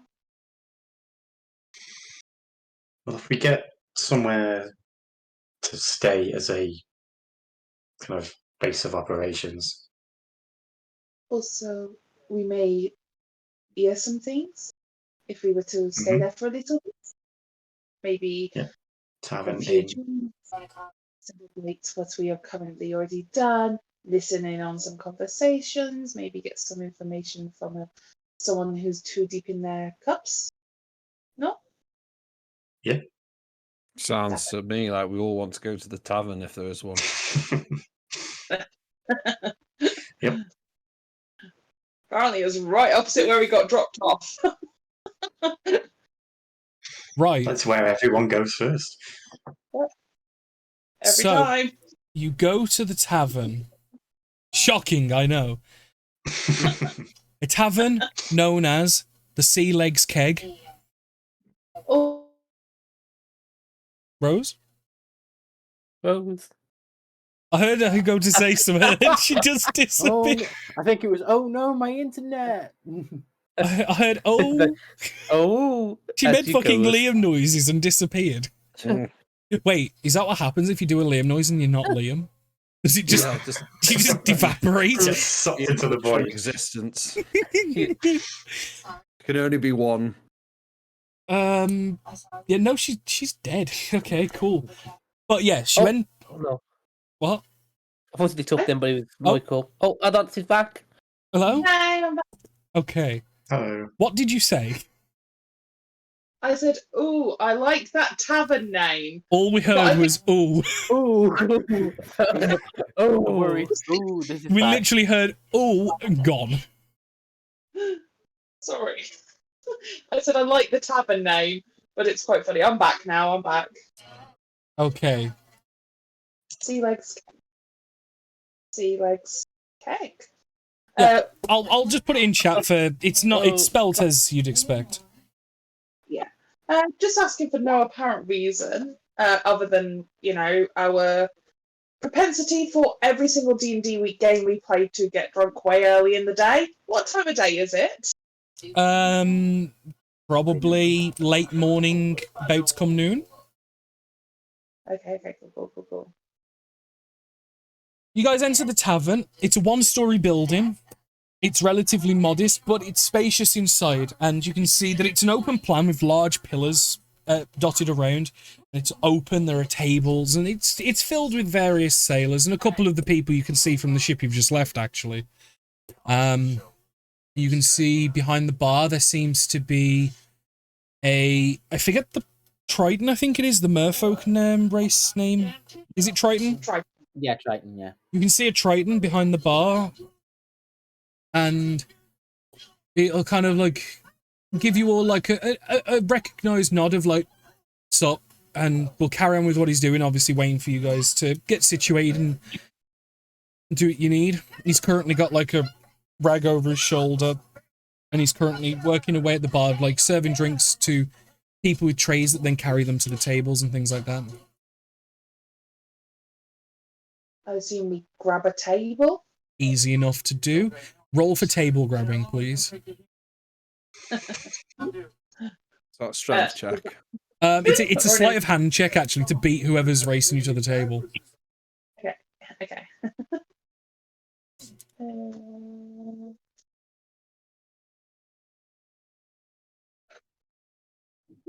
That's an 8. It's quick enough to beat the drunkards to the table, considering they wasn't going for your table. You grab a table, and you all sit down. You all spend a moment to just kind of reacquaint yourselves with what is known as the floor, and eventually, Stable ground. yeah. Yeah, I know how the sailors in our group do this. It is good to be on steady land again. You get used to it. I do not know. One of the- it would take oh, go on. a long time. Sorry, no, she'll just be like, it'll take a very long time for her to get acquainted with something because she's lived all of her life on land. Yep, and eventually Anyway, one of the young like waitresses, like as it seems, it's a bit more upscaled here, the services. And one of the young waitresses will come over with the tray tucked under her elbow and like the standard like faded white linens with like an apron and things like this, and she'll come up and go, "Well, hello, y'all. Welcome to the Sea Legs Keg. How can I help you? Can we start you with some drinks or anything like that?" Yeah, drinks. And we'll be wanting a room at some point as well. Well, it's not a problem. We have some of the smaller houses that are available to rent, so we can get you situated with whatever you need.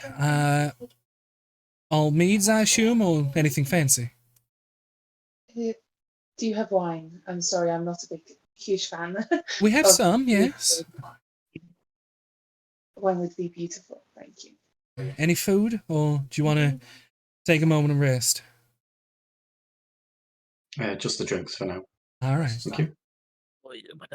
That'll be 2 copper for the meads, and for the wine, it will be 1 silver. And she... Out the fire. Oops. Yeah. Yep. So obviously she will go, and the Triton behind the bar puts all the drinks on the trays eventually. He's working as quick as he can, but when there's like 2 or 3 of the waitresses waiting for like 5 or 6 different drinks, it takes a little bit. But eventually the items will be brought over to you. Rather than me quick mathing, she's gonna say, well, it's this much, and she'll just give you the total. I'm not gonna sit here and fucking work it out, but you know what I mean. It's however many lots of 2 coppers and a silver. I assume it's paid, so obviously minus it from wherever it needs to be minused. Party Right. fund, isn't it? Yeah. Yeah, You all have access to it. who's been the party treasurer? You are. Yeah, Dib's not it. Every game. Okay. I mean, What's my class, literally, I made it accessible to everybody. You could all like take it in turns. So we got 2,500, didn't we, in the party fund? 2,560 gold coins you were given. So I'll take it down. I'll give them a golden. This get the place change. has the means to get you change. So 2,559 gold. Is anyone else drinking wine, or is everyone else on mead? Mead, please. Mead. It's fine. Mead for the It's moment. fine. Mead is just wine. Well, I'll be working Really? other tables as well, but if you need anything, just try and give me a holler. Beautiful. And I've got a question.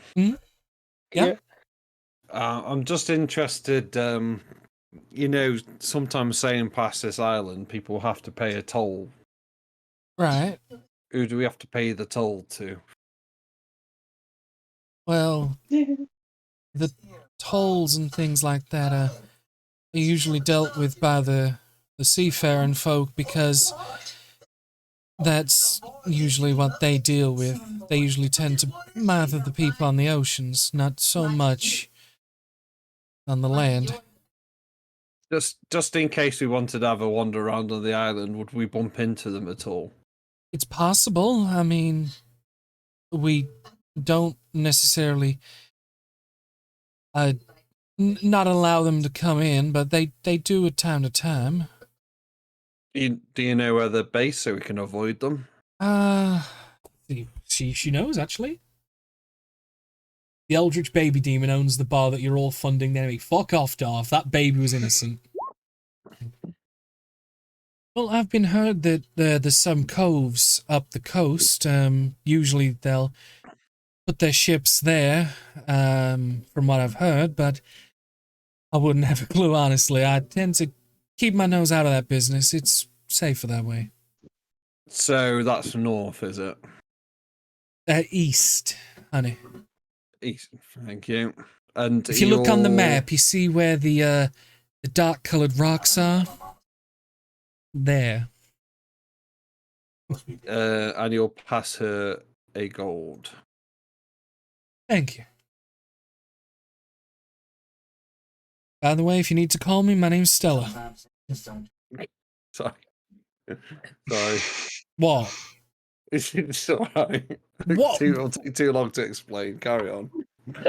I don't know about him. I'm just dealing with the whiplash of the last accent we have was only up north, and then wherever this one's. Oh, from. you want about the captain compared to the waitress? And Night Sparrow knows what I'm on about. Who? Oh, barmaid called Stella. It's a musical. And, I thought you was going to be on about the drink. I was thinking the drink. I thought you was going to like take the piss because Stella Artois, I get it, funny. No, well, there's that, but no, it was okay. It was a musical. Yeah, explain it to me after the session because I have no fucking clue what you two are on about. I've done it again, haven't I? Like I've done a thing where I don't know it's a thing, but it's a thing. You've done a thing, yeah. Yeah, I have a bad habit of doing things and I know nothing about what apparently I've referenced, but apparently like I've done something so intrinsically on brand to something else that it's like it looks like I've copied it, but I don't know what the fuck it is. But you guys are left to your devices to drink up, and obviously Stella is at your disposal if you should shout up.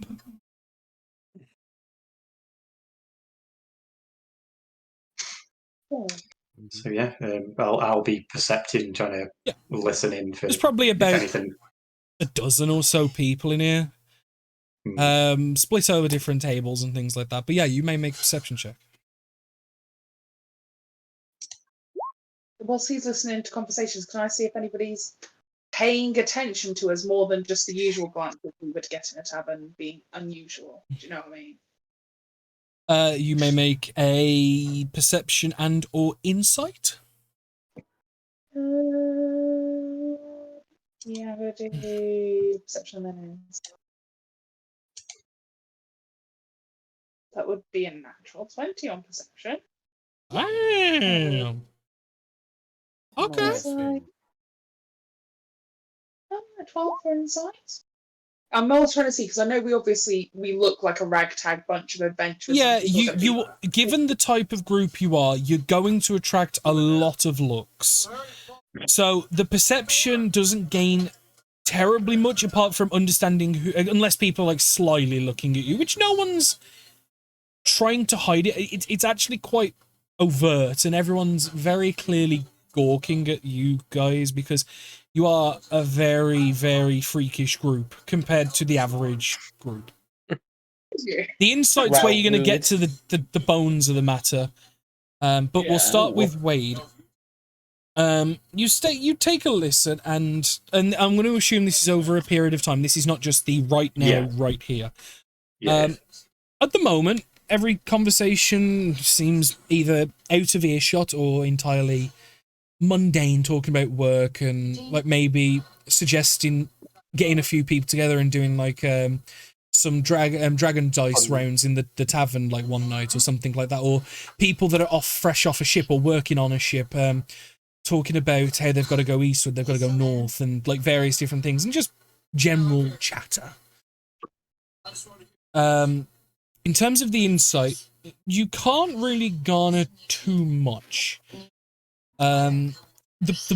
Everyone's looking at you with an intense curiosity for the simple fact you are a group that nobody here recognizes, and you are all vastly unique, and you all give off the adventurer look because it's a look.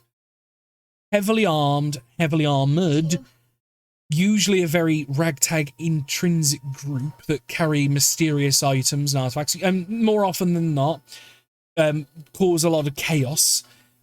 That's what adventurers are typically known for, and you give off that vibe in various sections. So you're getting a lot of looks and a lot of interest because people want to know who the fuck you all is. There's nobody like looking at the group as in like watching what we're saying. Someone that appears to be. Yeah, I got 12. I don't know why there are a few nosy parkers that are probably trying to listen in on to what you've got to say, but no one's really doing so with any malice or ill intent that you can gather. It seems just nosy curiosity, if that makes sense. Like, imagine going into a village where everyone knows everyone and trying to take a seat in the middle of their pub. Do you know what I mean? Oh, yeah, I get that. Like, going, like, into the fucking outback of Wales and just going to a pub where, like, it's, like, 50 people in the whole village. You're gonna get looked at. South. Yeah. Or just fucking look at a northerner the wrong way. I don't fucking know. Yeah. Fucking midnight Darth for starts. But later on, like, this is, like, a few hours, and Wade, you're keeping a casual ear out and like listening to conversations and just being like, fuck me, shut the fuck up, dude. It's not that big of a problem that your wife didn't buy the right kind of berries. You know what I mean? It's very fucking monotonous. Yeah, nothing useful. But pardon me.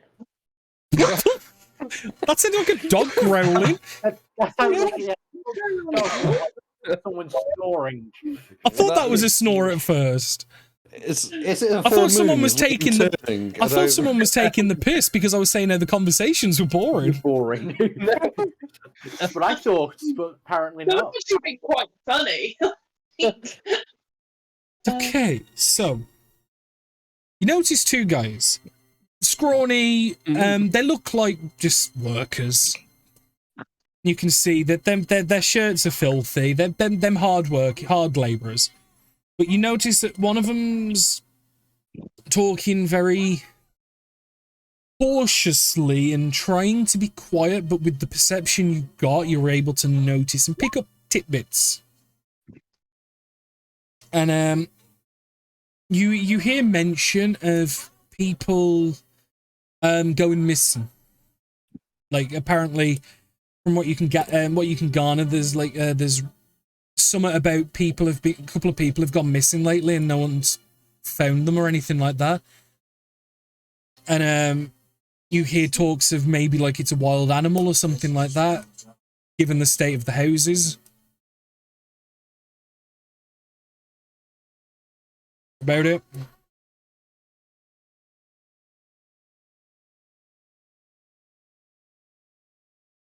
Am I dead, or can people hear No, me? no, we can hear you. Okay. I was waiting for Wade. Yeah, I was kind of like, and then. Oh, sorry. Yeah. Fuck's sake. Yeah, that was noted. Oh, yeah. was you noting? Okay. Yeah. Yeah, okay. After a bit more time, I will mention it at some point, like hushed. To the party, yeah. Yeah. After a bit more time, Stella will return to the table, and she's got like rather than a tray, she's got like a thick leather-bound ledger. Pardon me for intruding, but I do believe you were all talking about renting rooms. Was that correct?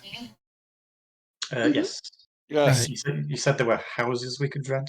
Yes. We don't have rooms here, you see, but we have small hovels that people usually rent out, and I'm assuming, do you want to share, or do you want all of your own? Because I don't think we have enough for each of you. That's fine. All right. So the hovels, they have beds for 3, but that's a double bed and a single. Oh. Is that a problem? No. We may need more than one then. I think we will. I mean, if you want to sleep uncomfortably, I'm sure you could all squeeze in, but I personally wouldn't recommend it. Mostly because, you know, I would rather have a couple more rooms booked in, but that's just me. How many do you have? We have 4 available at the moment, but I know as of tomorrow night, we should have a couple more, as there's a couple ships due to be leaving soon. But at the moment, it's just 4. You got Right, okay. 2 potentially close to each other. They're relatively. All of the hovels we've had built are all in a small cluster together, away from the other residential buildings, the people that live here longer term. But once the ships leave tomorrow, I believe we're going up to 10 available, which should be more than enough. But until then, obviously, we only have the 4. And how much is it a night? They're 3 silver a night, but that gives you access to the beds as well as a small living space and prepare food and things like that. It's practically a small home. That's great. Yeah, if I remember right, I haven't stayed in one for a long time, but it comes with a small place to have a fire to cook with and a small cauldron to cook in for like soups and stews and things like that. It has shared toilet facilities with other buildings. There's an outhouse and a small space with, I think, a few chairs and maybe a table. So we could have 2 or 3 or 1. I don't know if we need more than that. Dax does not seem to sleep full stop. I can also meditate if needs be. I would like to get a rest, a sleep in some time. Don't need it. Are people comfortable with sharing? Sharing's fine. I think 1 would be better. 1. You want just the 1? Yeah, please. All right. Do you know how long you're gonna be here? Let's say 3 days, and then we'll pay if we're staying longer. All right. Well, if you're staying for 3 days, if you want to pay for it all now, I can do that for 8 silver for the 3, rather than the full 9. Oh, Yeah. I will update the party band. All right. I'll get you your key. You'll be staying in the dough house. each of the houses. I see the confusion. We don't have numbers, but we have animals for the houses to be labelled. But the dough house. Yeah, doe, D-O-E, hun. That sounds a bit dear to me. Oh no. She kind of just like looks at the rest of you for a moment. Ignore him. He is too. I apologise for my colleague. It's here. fine, it's fine. It just took me by Okay. a little bit of a surprise. Out of character. Well Yeah. done, Liam. It was a good pun. It was good. Yeah. Goddamn why? Oh, no, Sparrow. they're sharing an entire hovel to themselves, Sparrow. It's just who's going to get the 3 bed spots. Yeah. Oh, it's going to be real cozy in there. Yeah, and eventually she'll come back with a small metal key with a wooden block that's like tied to it with a rope, and you can see it's not the greatest, but it's actually half better than you'd expect. A small deer has been carved into the wooden block. It's like a flat little keychain type thing. Well, that's the key, and I've got you all booked in. Can I just, for the sake of the bookkeeping, can I take a name, a group name, or something like that? The generals. All right, thank you. I was going to say the bastards, but okay. I think the boss would prefer the generals to the bastards. Unfortunately, I have it down. That's fine. It's just so I can explain it later when he asks. You pay up. Do you need any more drinks while I'm here? It seems some of We're you. fine for now, thank you. All right. I should leave you to it. But now you have obviously a key with a dough on it for the dough house.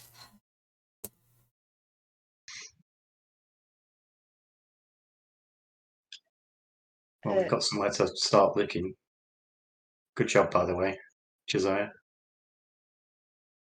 Yeah. Just want to get that bastard.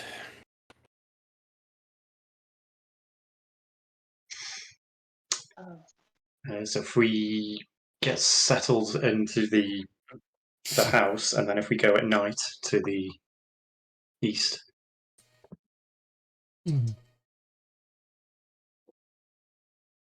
Yeah, I think, check it out in the morning. Early morning. Maybe. If we can get there and watch as they're all getting up. So if we leave at like early morning, it might be better. Yeah. If we leave it, they might be all bedding down. I mean, we could leave a couple hours before sunrise. Yeah. So let's go check out where we're all sleeping, I guess. On the way, I will kind of ask, why do you ask for one? I do understand. It's going to be safer if we're all together, because I think we're going to still need watches. It'll just be safer if we're all in the same building. Okay. Okay. I cannot disagree with that. Yeah. We could have had the second one and made it look like that's.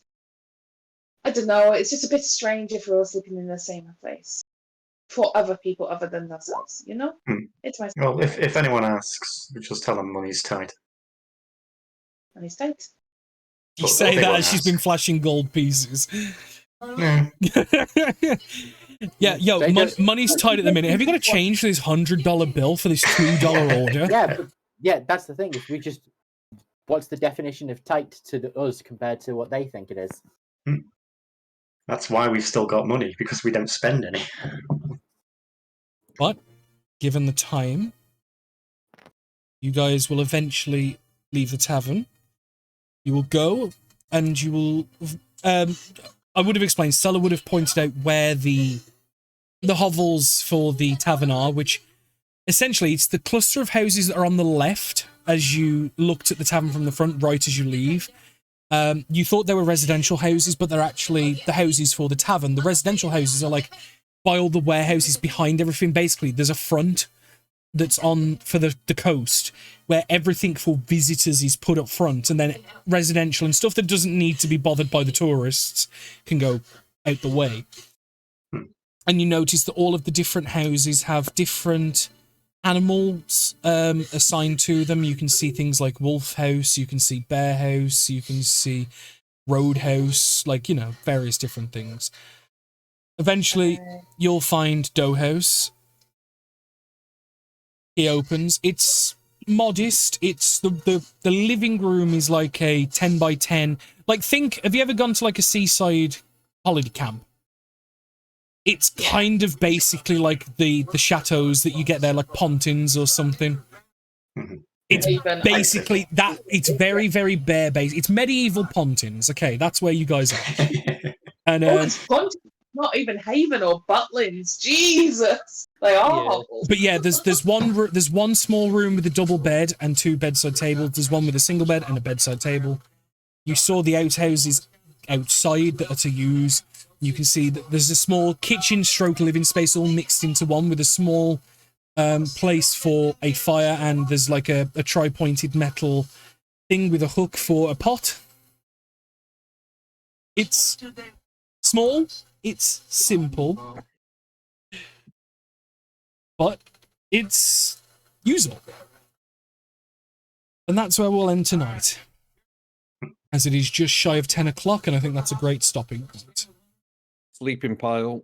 Yeah, you're going to have a snuggle pile. I'm just going to reveal a tiny bit more of the island, just because...